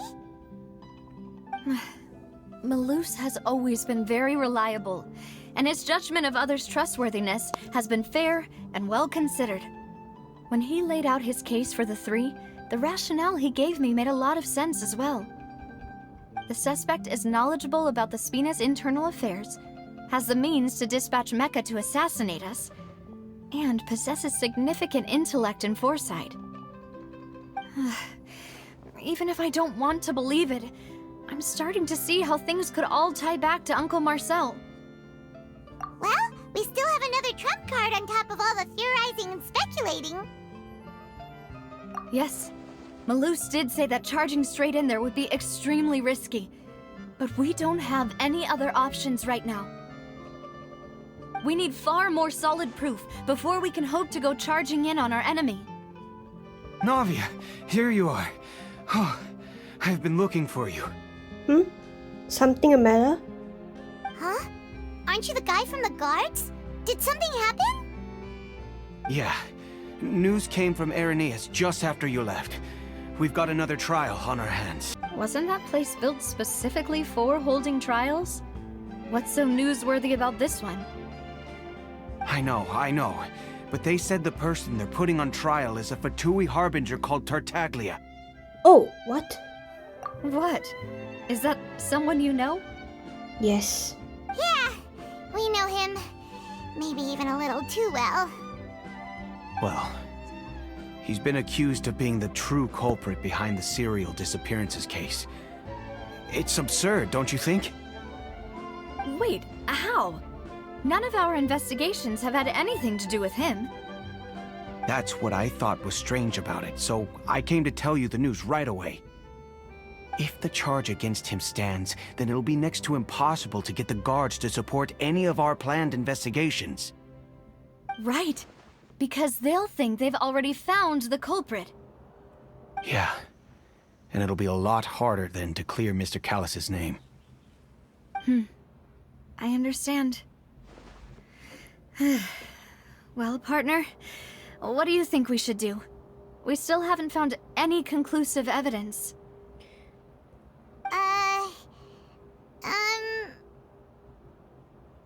Huh? Split up? What do you mean? Just as expected of my partner. Since this is a trial about the serial disappearances case, the culprit's attention will be focused on Arrhenius, leaving his home base wide open. You're right. This is our best opportunity. All right then, let's do this. I'll stall them at the Opera House and charge Marcel as the true culprit. I won't have any chance of making that charge stick, though, unless we find more evidence. It'll be up to you to make it back in time and hand the decisive evidence to me. We'll help you, just like you helped us in Lenny's trial. Demoiselle, please allow us to accompany you. I'm ready. Ah, Malou, Silver. When did you two get here? We heard that you'll be leaving Poisson and figured that you might require our assistance. It's our hope that your confidence will be bolstered with the two of us by your side. Thank you so much. Then, let's make haste for Arrhenius. Paimon, Traveler, I'll see you at the Opera House. See you then! Now that Navia has set out for Arrhenius, we should also get going. The location has already been marked on the map, so let's head over. Oh, the synth production base is underwater. Let's go and try to find the entrance. Finally found it! Huh. So this is the entrance that leads to the synth production base. You're right. An important place like this is bound to have a ton of protective measures and mechanisms. Navia's probably arguing up a storm right now to stall for us.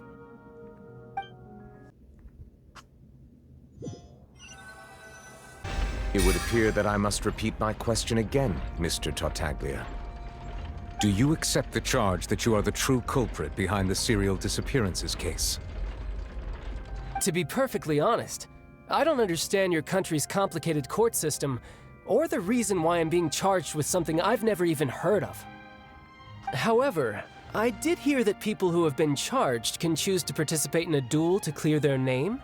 Is that right? In which case, as long as I accept the charge, I can have an all-out fight with that champion duelist Clorinde, right? I've got to admit, that's one of the most enticing offers I've ever received. When I privately sparred with her last time, she was obviously holding back. Real disappointing. Hey! Don't you understand? You're currently the prime suspect for a major case. This isn't the place for you to be looking for fights. He's just thirsty for battles. Oh? Sounds like the Hydro Archon wants to lecture me on the ways of the Opera House. Then why don't you duel me too? I'm the kind of student that learns best in the heat of battle. No.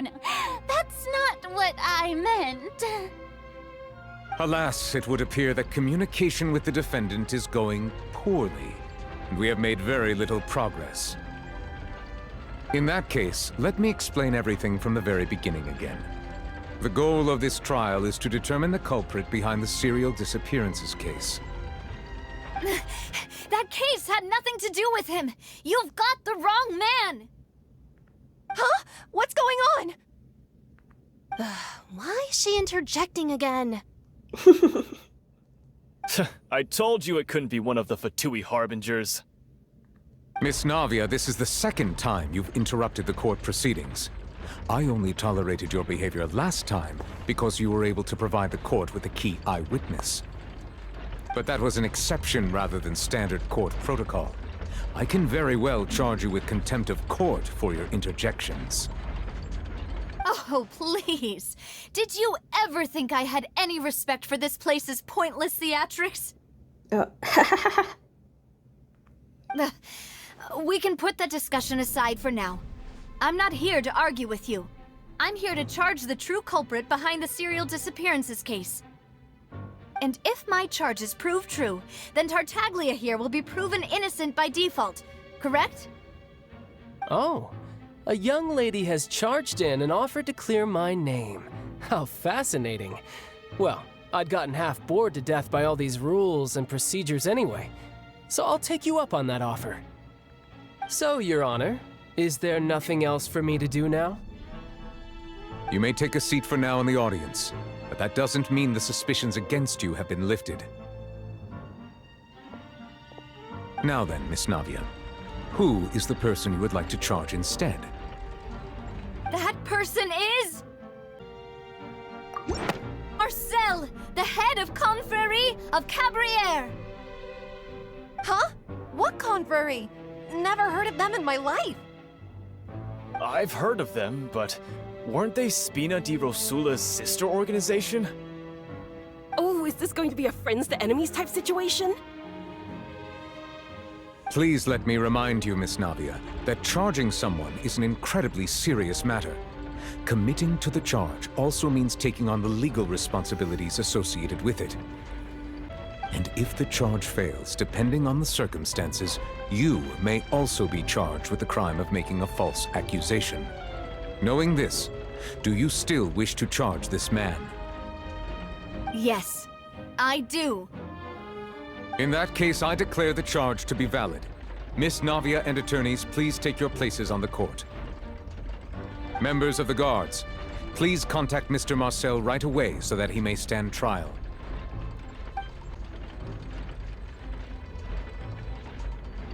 Mr. Marcel, you will not require an attorney. Is that correct? Apologies. It all just happened so quickly. I still haven't figured out what's going on. I think an attorney won't be necessary. This is probably just a misunderstanding between me and Navia. Very well. In that case, since both sides have now arrived, Miss Navia, please present your charges. I would like to take everyone back to 3 years ago, to the case of Callus the Unfaithful. Only through elucidating what really happened in that case can we connect all the dots for the serial disappearances case. Navia, do you really think that I was the one who killed your father? Come on, why would I do that? Callus was my benefactor, and remember, both you and I only ran to the scene when we heard the sound of a gun. If that's enough to make me a suspect, wouldn't that make everyone at that banquet a suspect as well? I think there's no point in getting into the specifics right now. The audience doesn't even have the big picture yet. Even I'm struggling to remember some details of that case. Exactly correct, Your Honor. I must refresh everyone's memory about that case before I can explain my charge and reasoning. I see. In which case, I will recount the findings about that case as originally recorded by Maison Gardiennage.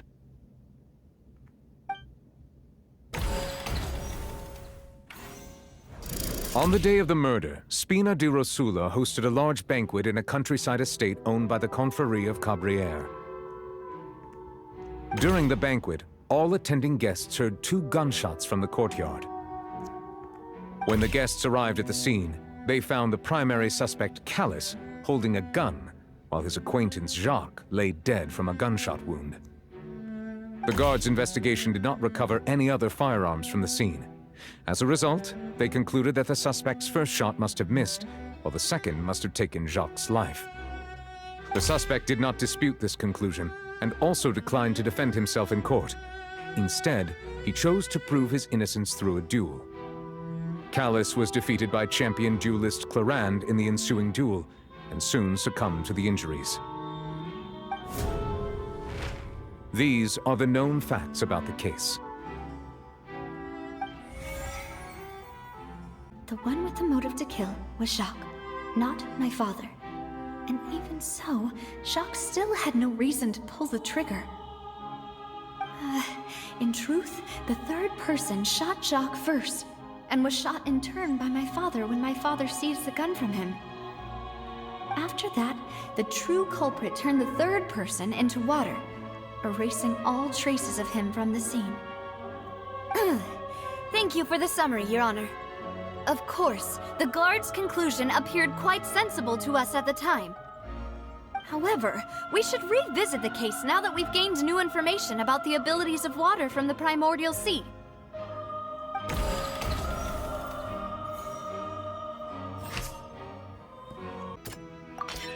The testimony of the victim's family confirms that Jacques had thoughts of assassinating Callus when he set out for the banquet. However, in the end, he reconsidered, and instead shared everything with Callus, hoping to seek the latter's protection. Unfortunately for Jacques, the true culprit had already considered this possibility, and had sent out another assassin.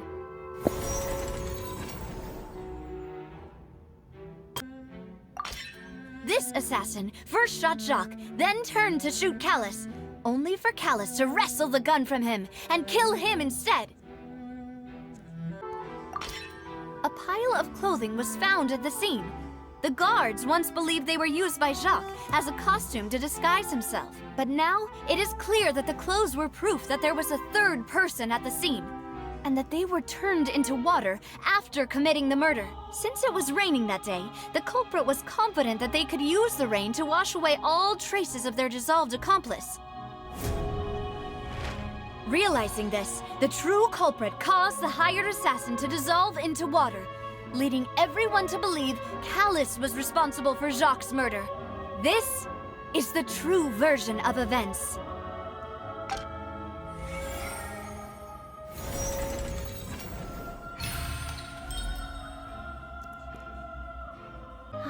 So that's what happened.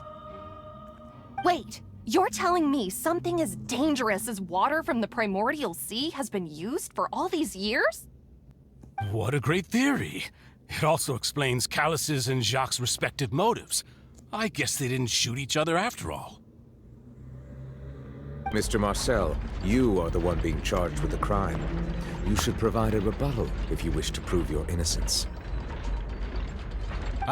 But I think I agree with everything Navia just said. In fact, there was nothing in her speech that directly implicated me. Then, may I ask some questions? In my opinion, we primarily need to determine two things. 1, do you have the evidence to back up your claims? I'm afraid not. At least not at this very moment. Boo! If you don't have any evidence, you should just go home! Shut it. I may not have the evidence with me, but I know where I could go to collect it. If we look up the deserted clothes against a record of people who went missing around the same time, we should be able to find a match. Considering the serial disappearances case, the guards probably kept careful records of all missing persons from around that time, regardless of age or gender. That makes sense to me. Monsieur Neuvillettte, I would consider this to be a reasonable investigative direction. Why do I feel like Furina's acting a little differently today? Maybe she's scared of embarrassing herself again? Alternatively, she's become more diligent after charging an innocent citizen in the last trial. My second question has to do with the ensuing duel. If the truth is indeed as you described, then why didn't Mr. Callus explain himself in court? If he had testified that a person had been dissolved, he could have at least mounted a defense. I've thought about this too, and the answer is actually pretty simple. He felt there were things that were more important to him. The dissolving power of water from the primordial sea is an important secret for the true culprit of the serial disappearances case. My father could have exposed it for all to see, but he chose to take it to the grave. At that time, Spina di Rosula was in dire straits, and his reputation had already been shattered. He had no guarantee that going forward with the truth would allow the culprit to be brought to justice. What was certain, however, was that it would paint a gigantic target on my back. Boss once told me that Demoiselle had already been selected as the next target of the serial disappearances case. What? If the secret had gotten out, the culprit would have fought an all-out war with Espina right there and then. I wouldn't have been the only one in danger. All of us would have stood to lose our lives. Of course, the guards might eventually figure out the truth of the matter and determine that we were in the right. But what good would that do? How can a hollow verdict protect anyone? Had this opera house ever given my father any kind of confidence in its brand of justice, Spina di Rosula would have had no reason to exist. But by staying silent, we retain the ability to deter our opponents and continue the stalemate. I was able to become Spina di Rosula's president, which made me harder to target, as well as giving me more time to grow and learn. And once I have figured out the truth and stepped up to the challenge, I will do what this opera house cannot and restore my father's truth and honor back to him. So, you mean to say, your father intended to die in the duelist's ring? Yep. That's right. Do you have any proof? Of course. All you need is to ask his opponent, Clorinde. I don't need your apology, your guilt, or your support from the shadows. You don't have to do anything for my sake. But since he entrusted his will to you, Clorinde, you should tell us the truth about his sacrifice. So, during the duel, did you believe that Callus was intending to die?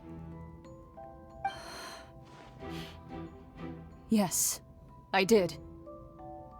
As a champion duelist, I've fought many battles and taken a countless number of dishonored lives. In my line of work, I've seen all kinds of people give their all for the faintest hope to continue living. Some were determined, others passionate, and some even manic and twisted. Just one look and I can tell if a duelist is hoping to live or if they're looking to die. I hereby swear on my name and honor as a champion duelist that Mr. Callus never intended to leave the ring alive. Since that's your testimony, I have no more questions. It appears there really are good grounds to reopen this case. I concur. However, Miss Navia, you still have not explained the link between your father's case and the serial disappearances case. Right? What she said was fascinating, but kind of beside the point. Wait, weren't they just talking about the serial disappearances case? Of course, Your Honor. The two cases are connected via a matter of timing. In my father's case, the culprit intended to kill both Jacques and Callus. As a result, they planned to act after hearing 2 gunshots. And, at the end of Linny's trial, the culprit also only dissolved the victim in front of everyone because they realized they were at risk of being identified. The culprit could only time their actions so precisely if they were already at the scene. Coincidentally, Marcel attended both the banquet and the trial. So that's why you suspected me. Even after hearing your reasoning, I still can't help but find it a little preposterous. I'm used to it, though. You've always been an impulsive and sentimental child, Navia. It's one of your most endearing traits. No need to appeal to pathos. I won't try to refute your points one by one, but even if everything you just said was true, can you prove that I was the only person present at both events? On top of that, does a person have to be physically present to control the timing? Can't someone remotely monitor the place? Know what she can say to that. I know that even with that, you might still think you can reduce the list of suspects with some further investigations, until I'm the only one left on the list. Alas, who won't feel at least a little hurt by an accusation of murder from a girl you see as your own daughter? But if I were to dismiss this completely, you'd also think I'm not being considerate of your feelings. Ah well, let Uncle Marcel teach you another lesson. Do you know what the biggest flaw in your reasoning is? I suppose you're gonna tell me anyways. It's timing again. I'm a businessman by trade. From that standpoint, there's no reason for me to kidnap young women. It's a high-risk action with nothing to gain. In addition, I left my home in Snezhnaya when I was young to come to Poisson and work in some trade. My business only thrived when I received Callus's patronage. But the disappearances began before I ever stepped foot in Fontaine. I do apologize, demoiselle. This was my mistake. No, it's not your fault. I'm sure he had come prepared. Is there anything else you'd like to say? Would you like to check the date of my first business license against the first known case of the serial disappearances? You can also take a look at my border entry records, or ask my friends and family when I left Snezhnaya for the first time. Could those records and testimonies do something to appease the unspeakable anguish in your heart? Seems like she got the wrong guy. At this rate, Navia will be convicted for falsely accusing him. I think you've done a superb job of dissecting your father's feelings as he neared the end of his life. But aren't you going against all of his wishes and expectations right now? He wished for you to become more rational, collected, and conscientious, instead of dwelling only on your own feelings. Once you've learned to be more considerate of others' feelings, and to stop rushing headlong into things, you'd have met most of his expectations. This isn't just about me, and it never has been. The biggest difference between me and the rest of the victims is that I still have the ability to search for the truth, while that same agency has long been taken from them. The people whose families were destroyed by synth abuse, the people who lost their loved ones to the serial disappearances, and the people who suffered tragic ends due to their sense of justice. Many people's images are flashing before my eyes. I'm sure some are coming to those of you in the audience as well. And whose image do you see, Marcel? Is it a man named Vacher? Huh. Oh. Oh, so you do know that name. I'm merely surprised you'd suddenly say the name of someone I've never even heard of. I was waiting for you to say that.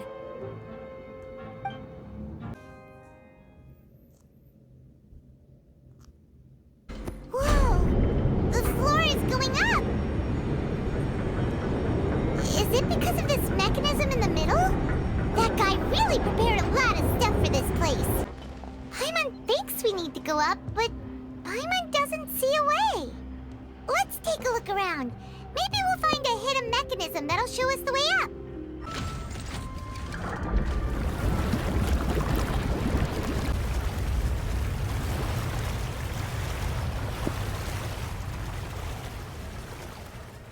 The water level is rising. Now we can swim to the top. But this is still a ways away from where we need to go.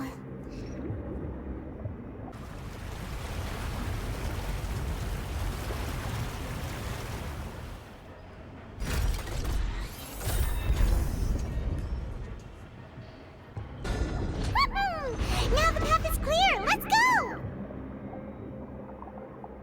Whew. After all that, we finally made it to the innermost sanctum. Though, as expected, the mastermind isn't here. That's right. Then let's hurry up and find some evidence so we can get back to the Opera House and help Navia. Let's see what's written here. Nothing escapes Detective Paimon's eyes. Callus. Navia's father. Oh, this seems to be an investigation report on him.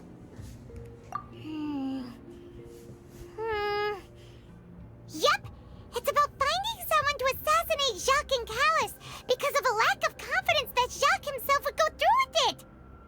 This should prove the existence of the third person, right? We still have not determined the exact content of the key information Callus has passed on to certain members of his organization. The old dog's a real menace to deal with. Even if he abides by the promise he's made to us, he will still have the upper hand. He can act whenever he wants to make our lives miserable. The only option left is to remove him from the picture entirely. I concur. Let's send someone to kill him. He won't declare war as long as we don't touch Navia. Oh, seems like we've got a bunch of correspondence between the higher-ups. They're all just so evil. Oh, look! There's an important-looking basin over here, and it's full of water. That means this is where they make all the synth, and that special water is the main ingredient. If you dilute it with normal water, you'll get synth, but the pure stuff can dissolve a human. Paimon will take notes on this incriminating evidence. What's all this? Aw, it's a bunch of really cute things. Pink accessories, a hair tie, a necklace, even a makeup box.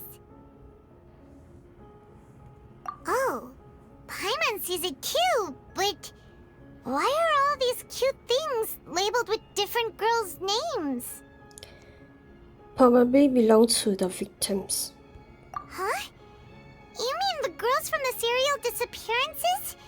They were brought here? Definitely. And then they were turned into water. And all the boxes of things, these names. That means... Whoa! There's so much synth here! And so many bottles of ingredients that probably just contain the waters of the primordial sea. Mixing in progress, ready to drink, stock sample? Huh. They've also got all the synth pretty clearly labeled. Whoa, there's even fruit-flavored synth? Yep, it's super obvious. What's this over here? Looks like some kind of place for research.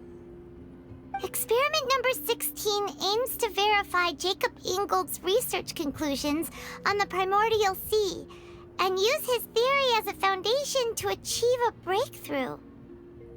The experiment was a failure. No individual managed to resurface from the water from the primordial sea. Female specimens 22, 23, and 24 were dissolved. Oh.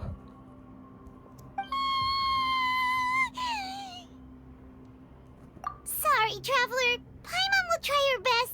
It's just that Paimon's never read something so scary before. How can someone write something that terrible in such a matter-of-fact tone? You read the rest. Paimon's too scared to keep going. So that's why he did all of these experiments. Wait, did he really think he'd be able to find a way just by dissolving people over and over? That's just insane! Huh? Isn't that the name you heard by the fountain? Paimon thought he was an eyewitness in the serial disappearances case. You mean Vacher is the one who did all of these... experiments? So that's it! Vacher was no victim, but personally took his lover and... No, that's not it either! If that's the case, why would he want people to resurface from the water? In any case, Paimon will write it all down. We've looked at almost everything here, and it seems like our theories were spot on. But... yeah, we haven't found anything that reveals his true identity. Could it be Marcel? I'm just guessing here. No wonder even Neuvillettte wasn't able to find anything. Whoever it is probably destroyed everything to do with that name a long time ago. That way, even if we bring all this back to the opera, we won't be able to identify the true culprit. Sure thing. Paimon won't admit defeat to this guy either. You take that side and Paimon will take this side. Check everything carefully. We'll find something for sure.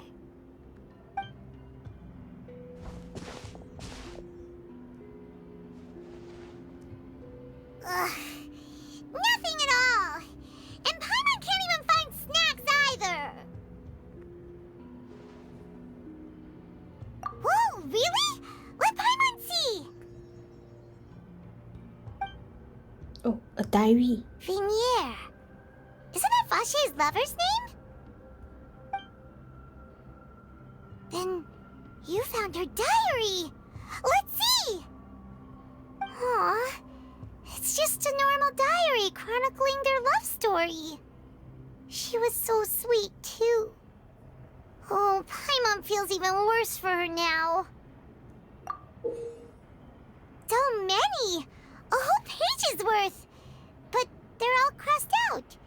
Was she unhappy with all of them? The final name she decided on was... Marcel. Oh. Wait, but Marcel's pretty old. Has this case been going on for so long that he's Vacher and Venier's grown son? Hey! Paimon still hasn't figured it out yet.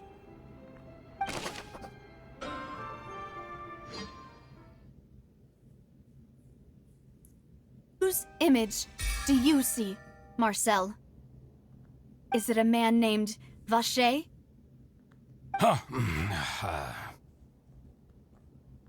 Oh, so you do know that name. I'm merely surprised you'd suddenly say the name of someone I've never even heard of. I was waiting for you to say that. Navia! We're back! As expected of my partner. I just knew you'd return in the nick of time. Just how often do you intend to flout the rules of this court? I'm sorry. It's all right, Monsieur Neuvillettte. Given their confidence, I expect they've found the crucial evidence.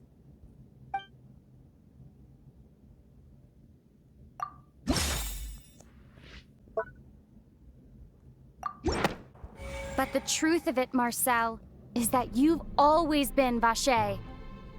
Oh. Huh? We've investigated your lair and we already know everything! After your lover, Venier, was dissolved, you kept abducting young women to experiment on the hopes of bringing her back to you! You even created Marcel as a new identity and destroyed all records of your past as Vacher! So that's it. Even the villains in opera performances rarely go that far. And with that, Marcel's motive has now been established. This information regarding your past also dismantles your prior timing defense. Well, Marcel, do you know where you went wrong? You fixated your gaze on the lover that passed away, instead of paying attention to the living people around you. So, you never noticed how we changed, or how we grew as individuals. You also never understood Boss's real expectations for his daughter. Or our determination to see things through. Your determination. Mr. Marcel, please speak up now if you would like to defend yourself. Otherwise, the trial will move on to the next stage. Do you really think I wanted to do any of this? Pay attention to you? What for? Have you ever paid attention to me? Ever empathized with my pain? Ever known how it feels to watch the love of your life dissolve right in front of your eyes? No one helped me. No one even believed me. All those decades ago, even the officers from the Maison Gardiennage were laughing at me. They said there's no way a human being can turn into water. So I must have gone mad from grief. Venier's death was brushed away by all of you as if it didn't matter at all. Well, now you know, don't you? Ha! Well, it's too late now. All those who were dissolved are gone forever. You only have yourselves to blame. You set up this ornate opera house in pursuit of your so-called justice, your beloved drama, while turning a blind eye to the suffering of the people. Venier is dead. We promised each other that we would always be together. Wherever she goes, I will follow. But I'm not from this blasted place, so I can't be dissolved. No matter what I do. Oh, where's he? Oh, what? Hey, is that water from the primordial sea that he's drinking? I can't dissolve! Can't dissolve! Can't dissolve! Do you all see? I can't go! I can't follow! So if I can't go where she is, What choice do I have but to try to bring her back? I did all of that, and in the end, that accursed Callus still got the better of me. I spent my entire life living on pins and needles, only to get stabbed by his idiot daughter at the very end. The suspect is exhibiting signs of mental distress. Guards, please restrain him. Don't touch me! Don't anybody come near me! I still need to save Vignere. Her promise. We made a promise. Vignere! Please, Vignere! Don't think badly of me. All I want to do is fulfill our promise. At this point, the verdict of this trial is clear. With Mr. Marcel's conviction, the charges against Mr. Tartaglia no longer have any basis. Fine by me. I was in a bad mood, but after a show like that, I'm actually feeling pretty good. Traveler, please submit all the evidence you have collected to the guards, so that I might review and summarize the truth behind the serial disappearances case. The man now known as Marcel was originally named Vacher and worked as an adventurer with his partner and lover Vignere. During an underwater expedition, Vignere accidentally came into contact with water from the primordial sea and was dissolved in front of Vacher as a result. Vacher learned of the primordial water's existence through the work of others and began to kidnap young women for research, with the goal of discovering a method to restore Vignere back to life. To cover his tracks, he invented the new alias of Marcel and began to operate a business in Poisson. During the course of his research, Vacher discovered that a diluted concoction of water from the primordial sea can induce feelings of euphoria, and began to manufacture and market synth. However, as he accumulated wealth to fund his continued research and expanded the scope, he came into conflict with Spina di Rosula. After exchanging blows with Spina di Rosula for many years, Vacher decided to assassinate their president Callus at a banquet. Although the assassination did not go as Vacher expected, he was able to turn Callus into the murder suspect by dissolving the assassin he sent to the scene. And just recently, Vacher attempted to frame Linny as the culprit of the serial disappearances case, using a similar method. However, his attempt to frame Linny failed, and the power of water from the primordial sea became public knowledge. This case also exposed enough of Vacher's machinations that he was eventually successfully charged in court. Thus concludes the enigmatic history of the serial disappearances case, with the truth. The Oratrice will now deliver the final verdict regarding the charges against Mr. Vacher.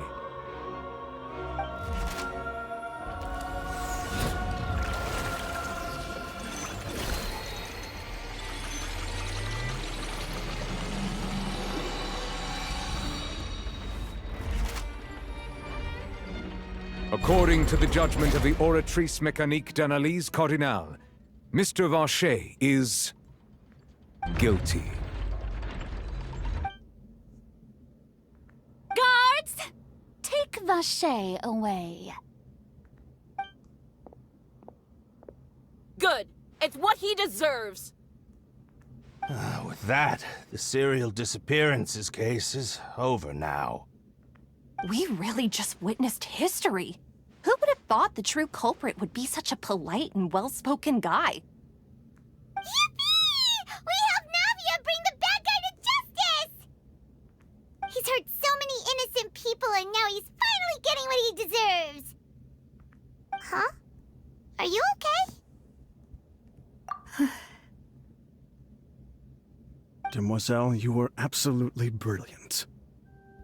The day our late boss had always hoped for has finally come. You can rest easy now, knowing justice has been served. Yeah. It's finally over. It's all thanks to you guys. And my partner. See, Papa? Spina di Rosula's still doing well with me at the helm.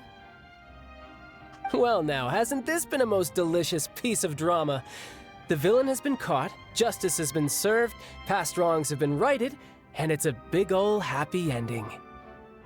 Since it's been such a great show, I'll just let the false accusations against me slide.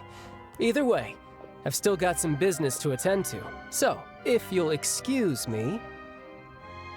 Please wait just one moment, Mr. Tartaglia. What now? None of this has anything to do with me. According to court protocol, since this trial was initiated due to a charge against you, a verdict must also be made regarding the initial charge before the trial can conclude. Oh, come on. Is this really necessary? Haven't you already caught the real criminal?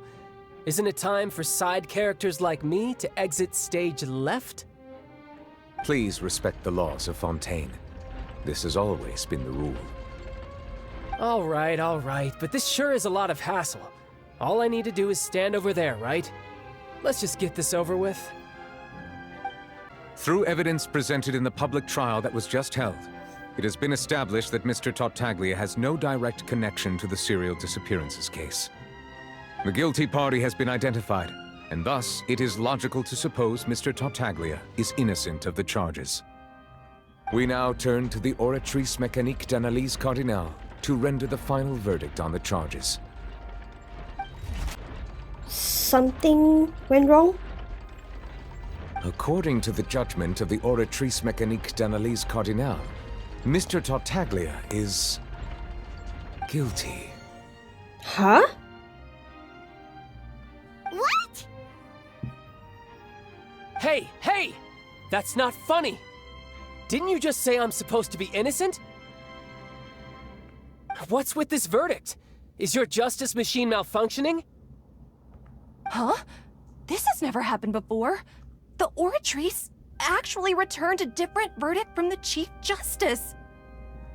I mean, have you ever heard of an innocent Fatui Harbinger? Do you think the Oratrice might have just convicted him on general principle? But weren't the charges about the serial disappearances case? No matter what else he's guilty of, it shouldn't affect the verdict in this case, right? The judgment of the Oratrice Mécanique d'Analyse Cardinale is, by law, the final verdict of the court. We must accept the guilty verdict. Guards, please take the suspect into custody per court protocol.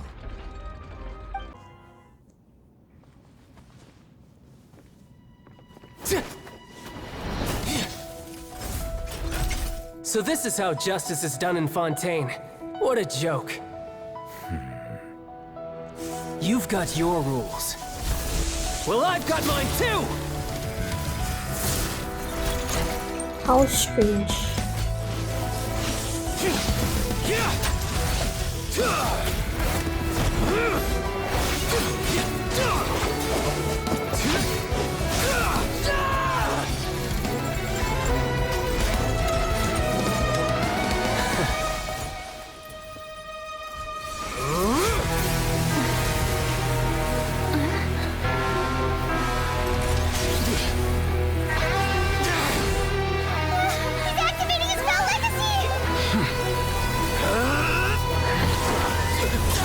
Oh.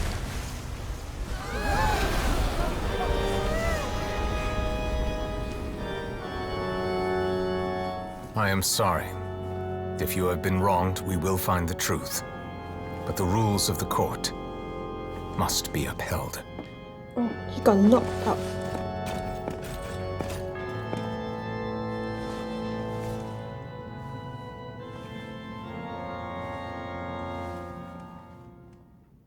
Hey, Monsieur Neuvillettte, what's going on?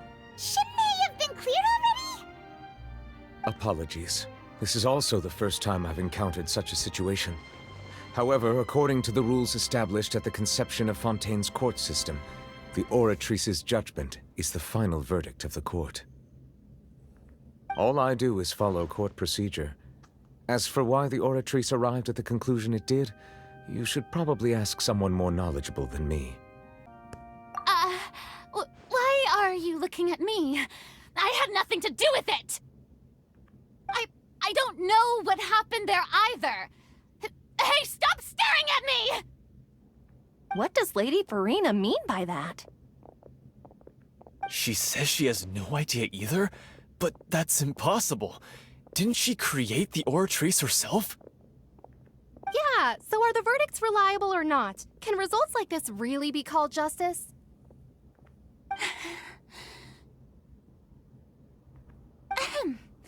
My dearest citizens, did you really think we'd allow an incorrect verdict to be handed out in this court? Did you really believe that the judgment could be mistaken or be the result of some sort of random mishap?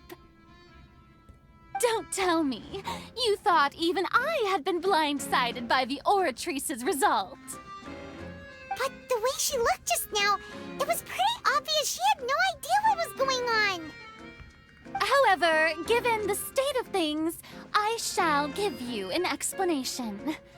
Everything that just took place, including my supposed shock and bafflement, was a part of an elaborate performance, with every action meant to stir up drama and excitement.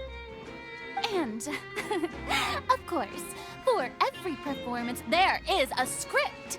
Everything has unfolded exactly as I expected from the very beginning. As the embodiment of the very concept of justice, the Oratrice shall never render an arbitrary judgment! If you thought Childe had nothing to do with the serial disappearances case, it is only because you've been blinded by the superficial appearance of innocence. Everything he's done, not to mention the danger he poses, are beyond ordinary comprehension and completely unforgivable! All shall be revealed in time. You will come to understand my noble intentions, as well as the absolute correctness of the Oratrice's verdict. Something isn't right. Now, having said that, although I hate to leave things hanging in suspense, it is now time for this performance to end. As the lead actress, I shall be the first to take my leave. Toodaloo! So she chose to make her escape after all, did she? So you're saying we shouldn't put much stock into what she just said? She probably just put on that performance to save face. As for the truth, it's unlikely that she actually has any idea. However, please be assured that I will continue to investigate this case in a personal capacity. Just as I promised, if the judgment has been incorrect, we will do our utmost to clear his name. All right. Even though we feel pretty badly for him, we'll take your word for it for now. After all, he's done plenty of bad stuff, so he should have known he'd go to prison someday, right? I don't know, Paimon.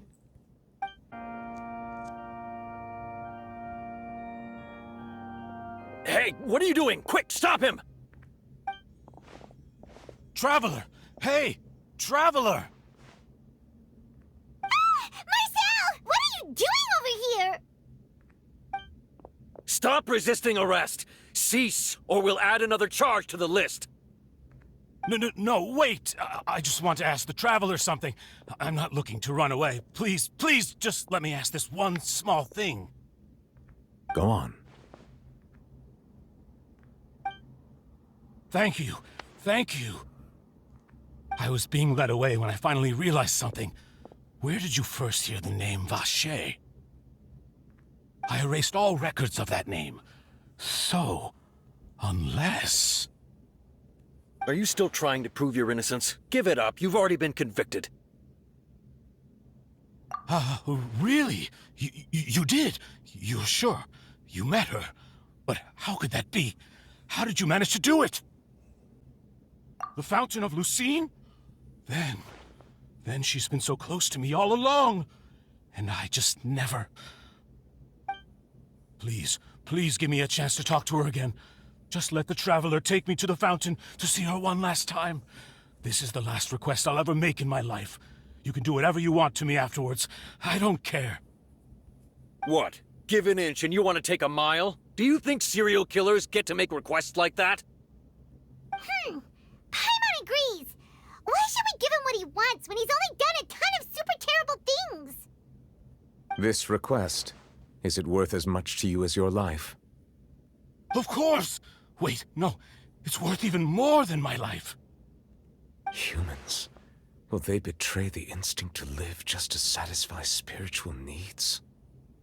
Very well. I will grant your request. Your Honor, I fear that... I will go with him. You do not need to worry about any escape. In that case, I shall leave him in your most capable hands, Chief Justice. Thank you, Your Honor. Is this the place? You said she's here, but what do I need to do to see her? Yeah, and even Paimon could hear her after drinking that thing. Didn't you just drink a lot of it on the stage as well? Oh, in that case... Vache! Ah! Yes, that's it! So you heard it too! Vinier, it's me! It's me, Vache! Vache? Vache? I'm here! Where are you, Vinier? I'm coming for you. I'm finally here for you. Hey, wait! Be careful! Hey, wait! Vinier, is that you? Oh. It's me, Vache! Vinier! Vache? Why did you come? Didn't I say? You don't need to look for me. You look a lot older than I remember. How long has it been? It's been more than 20 years. I've suffered for over 20 years since the day you left. All this time, only the thought of bringing you back has kept me alive. Nothing else mattered to me. I must be dreaming. Who would have thought I'd get the chance to tell you all of my feelings like this? Vinier, you are my everything. I really don't know how I could live without you. But Vache, if you ask me, this world would be better off without you. What are you saying? Huh? If not for you, I would have finished my law degree and probably become a top-tier attorney one day. Oh. If not for you, I would have continued to pursue my love of the arts, and my works would have been displayed in the Palais Mermonia itself. If not for you, I would at least have been able to take care of my mother. And she would not have grown old and died alone, with nothing but the tears on her cheeks. It's all because of your selfishness, Vache. It's all because of you. Wait, you are not Vinier. Who are you? You're right. I am not Vinier. I am the sacrifices. Oh. Every woman who died by your hand, as our bodies dissolved, our consciousnesses flowed back to the primordial sea. Our thoughts circulated endlessly within the primordial sea, and we were no longer individuals. But we became one, just as streams of water come together in the sea. I'm Cressy. I'm Lemony. I'm Azine. Oh. The only one I am not is Vinier. Why? But then, where is Vinier? She doesn't want to see you anymore. Every tendril of her consciousness is avoiding you. This is what you get for your selfishness. Your selfishness robbed us of our lives and our futures. You said time and time again that you'd do any and everything for her. But did you ever consider whether she'd want to see you do the things that you did? If she would despise you for what you became?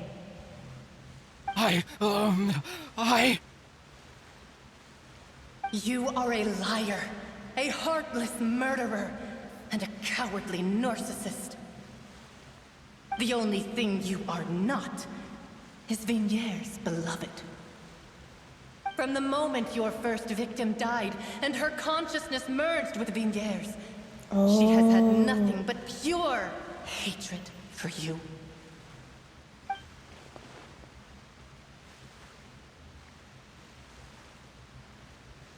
No!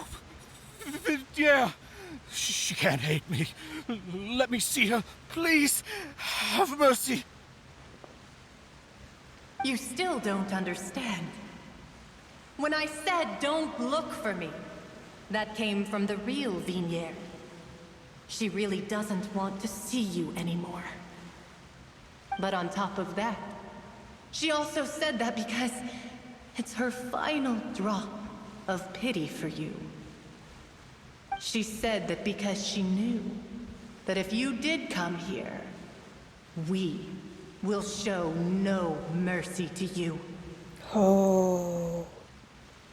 Vache. Vache? Vache. Vache. Vache. Vache. Vache. Drown. Oh. I'm feeling chills. Oh. Damn.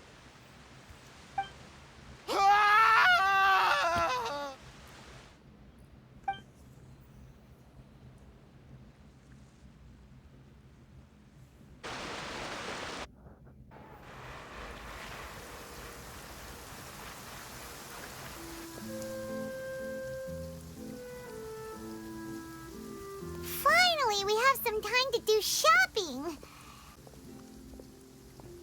Ah, well met, partner. I knew something great was going to happen when I woke up in such a good mood today. Even this weather can't put a damper on the demoiselle's mood.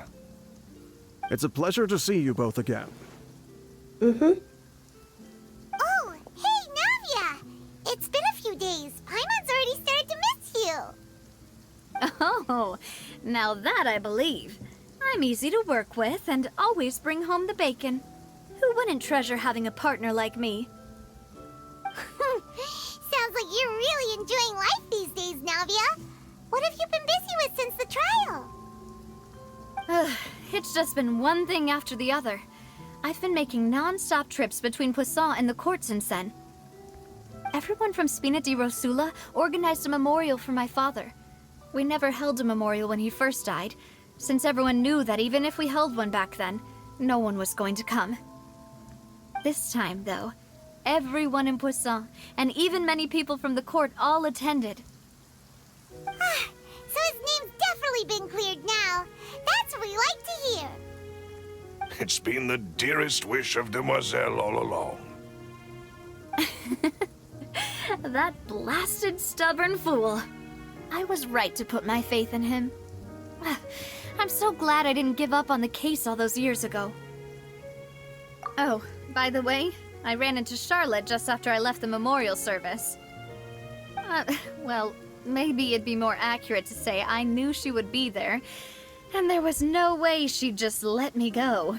Huh? So you know Charlotte too? The Charlotte? Journalist from the Steambird? Yeah, way back when I first became the president of the Spina di Rosula, she was all over me. Wouldn't take no for an answer. That's Charlotte for ya. I believe the story was called The True Heart of Darkness, Secret Tales of the Yellow Rose. To be fair, though, it was a really flattering feature. So, we've been on pretty good terms ever since. She was trying to lean on our friendship to get me to do an exclusive piece on the serial disappearances case. Oh yeah, she told us about that. She's always been super interested in that case, so now her wish has finally come true too! Anyway, I told her to make sure that when she writes about you guys entering the opera house with the critical evidence, that you both sound really cool. Now that's another thing to look forward to. We trust Charlotte's skills with a pen for sure. Oh, and in other news, I also took Clorinde out for a meal. Oh, did you guys have a good talk? Oh, are you two on better terms now? While you were investigating Vache's headquarters, Clorinde gave testimony on my father's behalf. It was thanks to her that we were able to turn the tide. I wanted to thank her. I mean, there's also no point in being awkward all the time, so we took the chance to reconcile with each other. Oh, that's great! Paimon also thought Clorinde wasn't actually a bad person. It's always good to have more friends. Anyway, now that the case has finally been solved, perhaps it will slowly begin to fade from the public consciousness. Oh, actually, there's still one last thing I need to do. What is it? I should pay a visit to my father's grave and tell him the truth of what happened, as well as how it all ended. And on top of that, just how much people still look up to him to this day. That includes me, too. Miss Navia.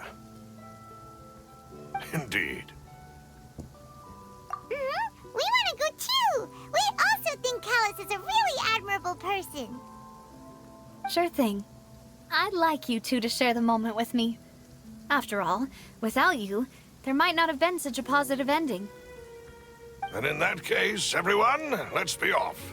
Considering the recent weather, we'll be lucky if we can reach Poisson before dark. Yeah, you're right. It's been raining non-stop for a few days now. This is where my father's grave is. To be perfectly honest, even I haven't been back here for a long time. Huh? There's someone there already. Wait, that figure. It can't be... Who is it? Isn't that Neuvillettte? Oh. Why would the Chief Justice be here? Huh? Navia?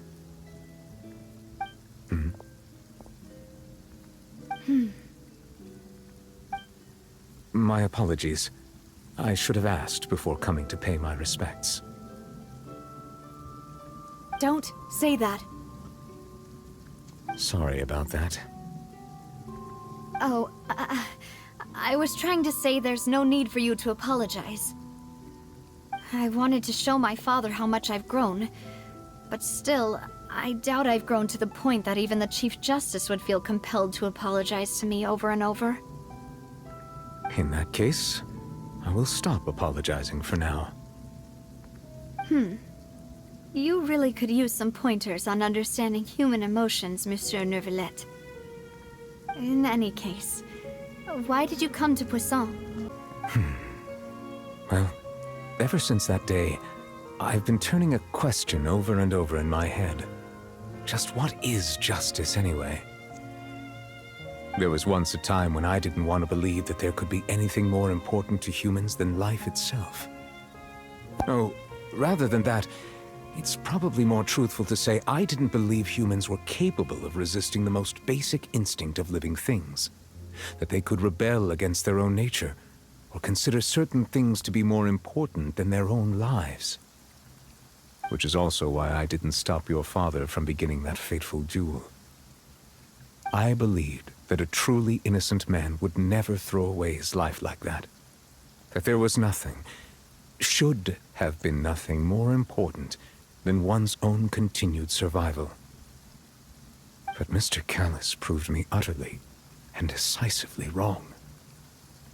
If not for his sacrifice, the serial disappearances case would have remained unsolved to this day. Mr. Callus made the choice he did for his daughter, for his associates, and for many people completely unrelated to him.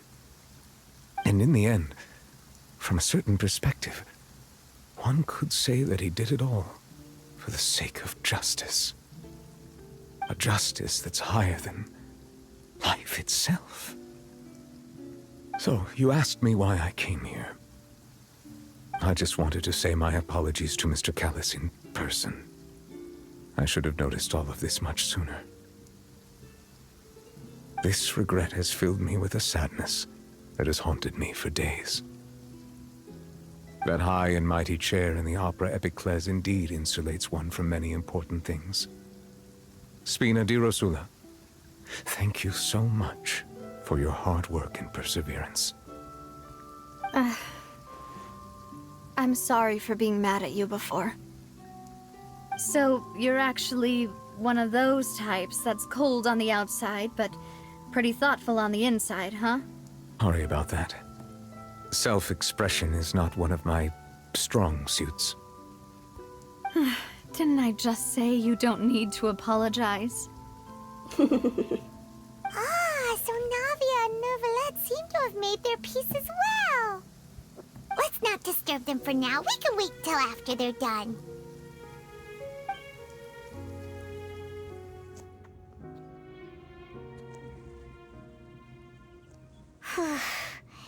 Paimon's never paid respects at someone's grave before.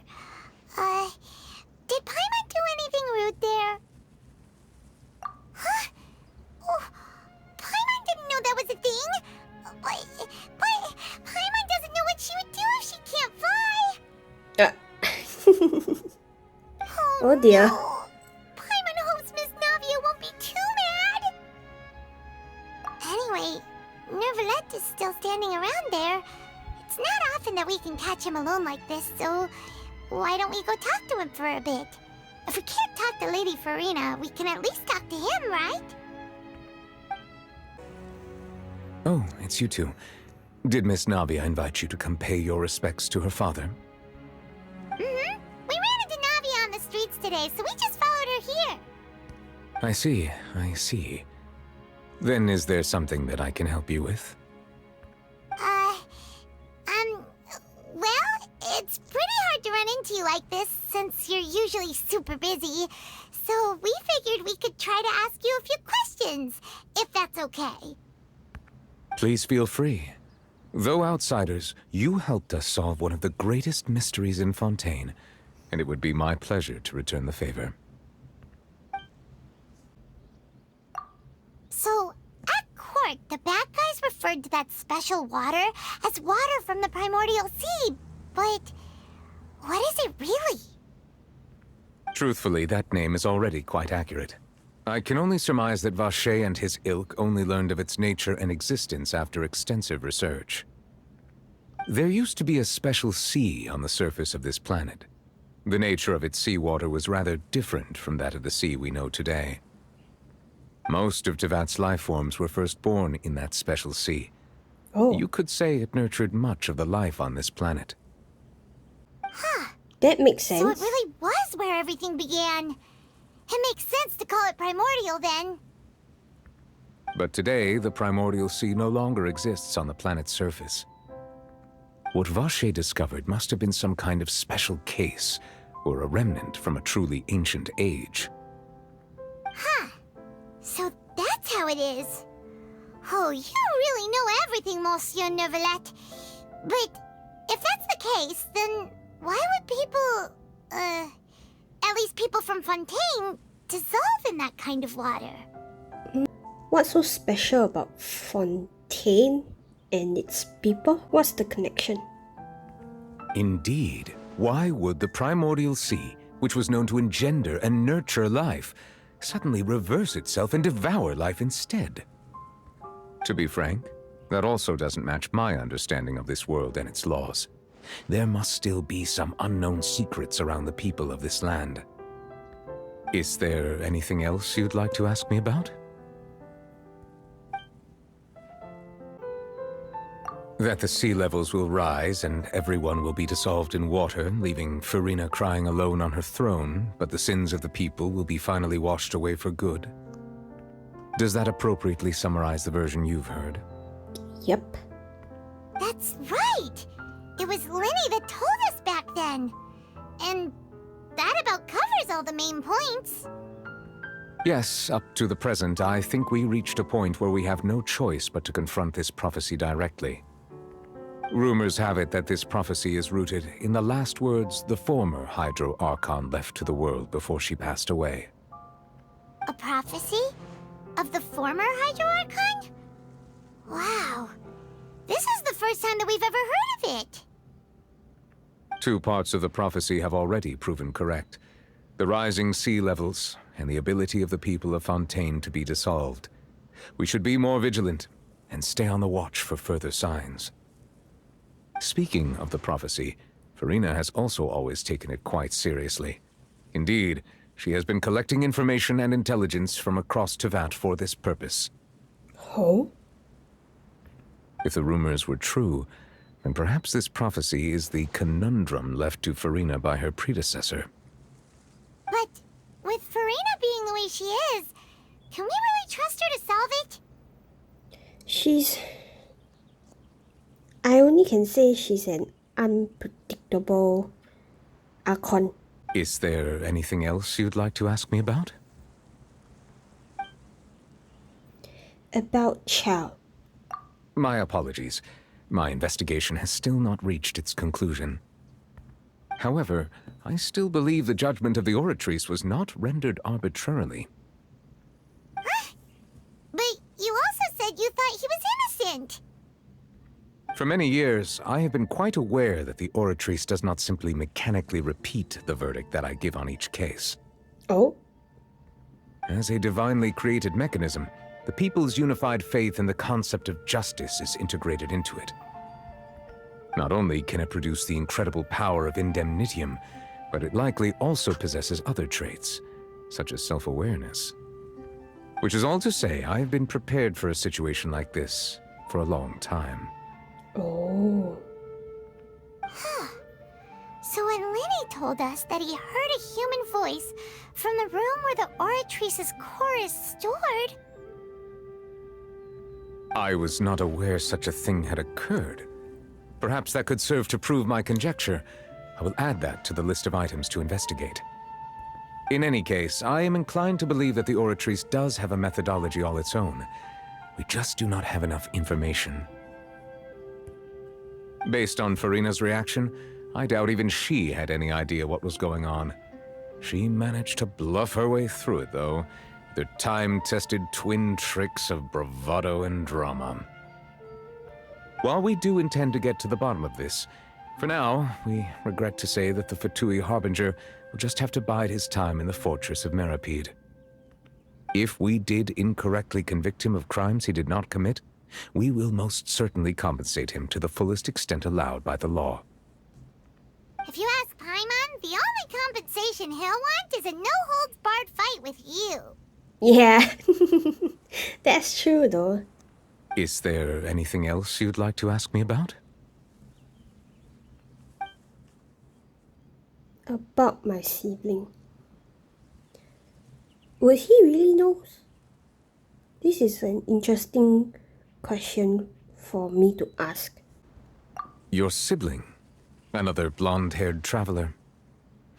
I'm sorry, but I've never seen anyone who matches that description. If he ever stepped foot in Fontaine, I'm sure he followed our laws to the letter, and had no reason to appear on the stage of the opera Epicles. Is there anything else you'd like to ask me about? Very well. It was my honor to provide you with what answers I could. I very much enjoyed conversing with you. It will soon be time for me to leave this blissful tranquility behind, and return to Palais Memornia. You really are super busy, Monsieur Neuvillettte. Paimon thought you only came here to pay your respects today because you had the day off. Crime and villainy do not have the day off, and so justice must work around the clock as well. That's kind of true. This is merely the nature of a justice's work. All right, you've got a point. Huh? Paimon just noticed that the rain has stopped.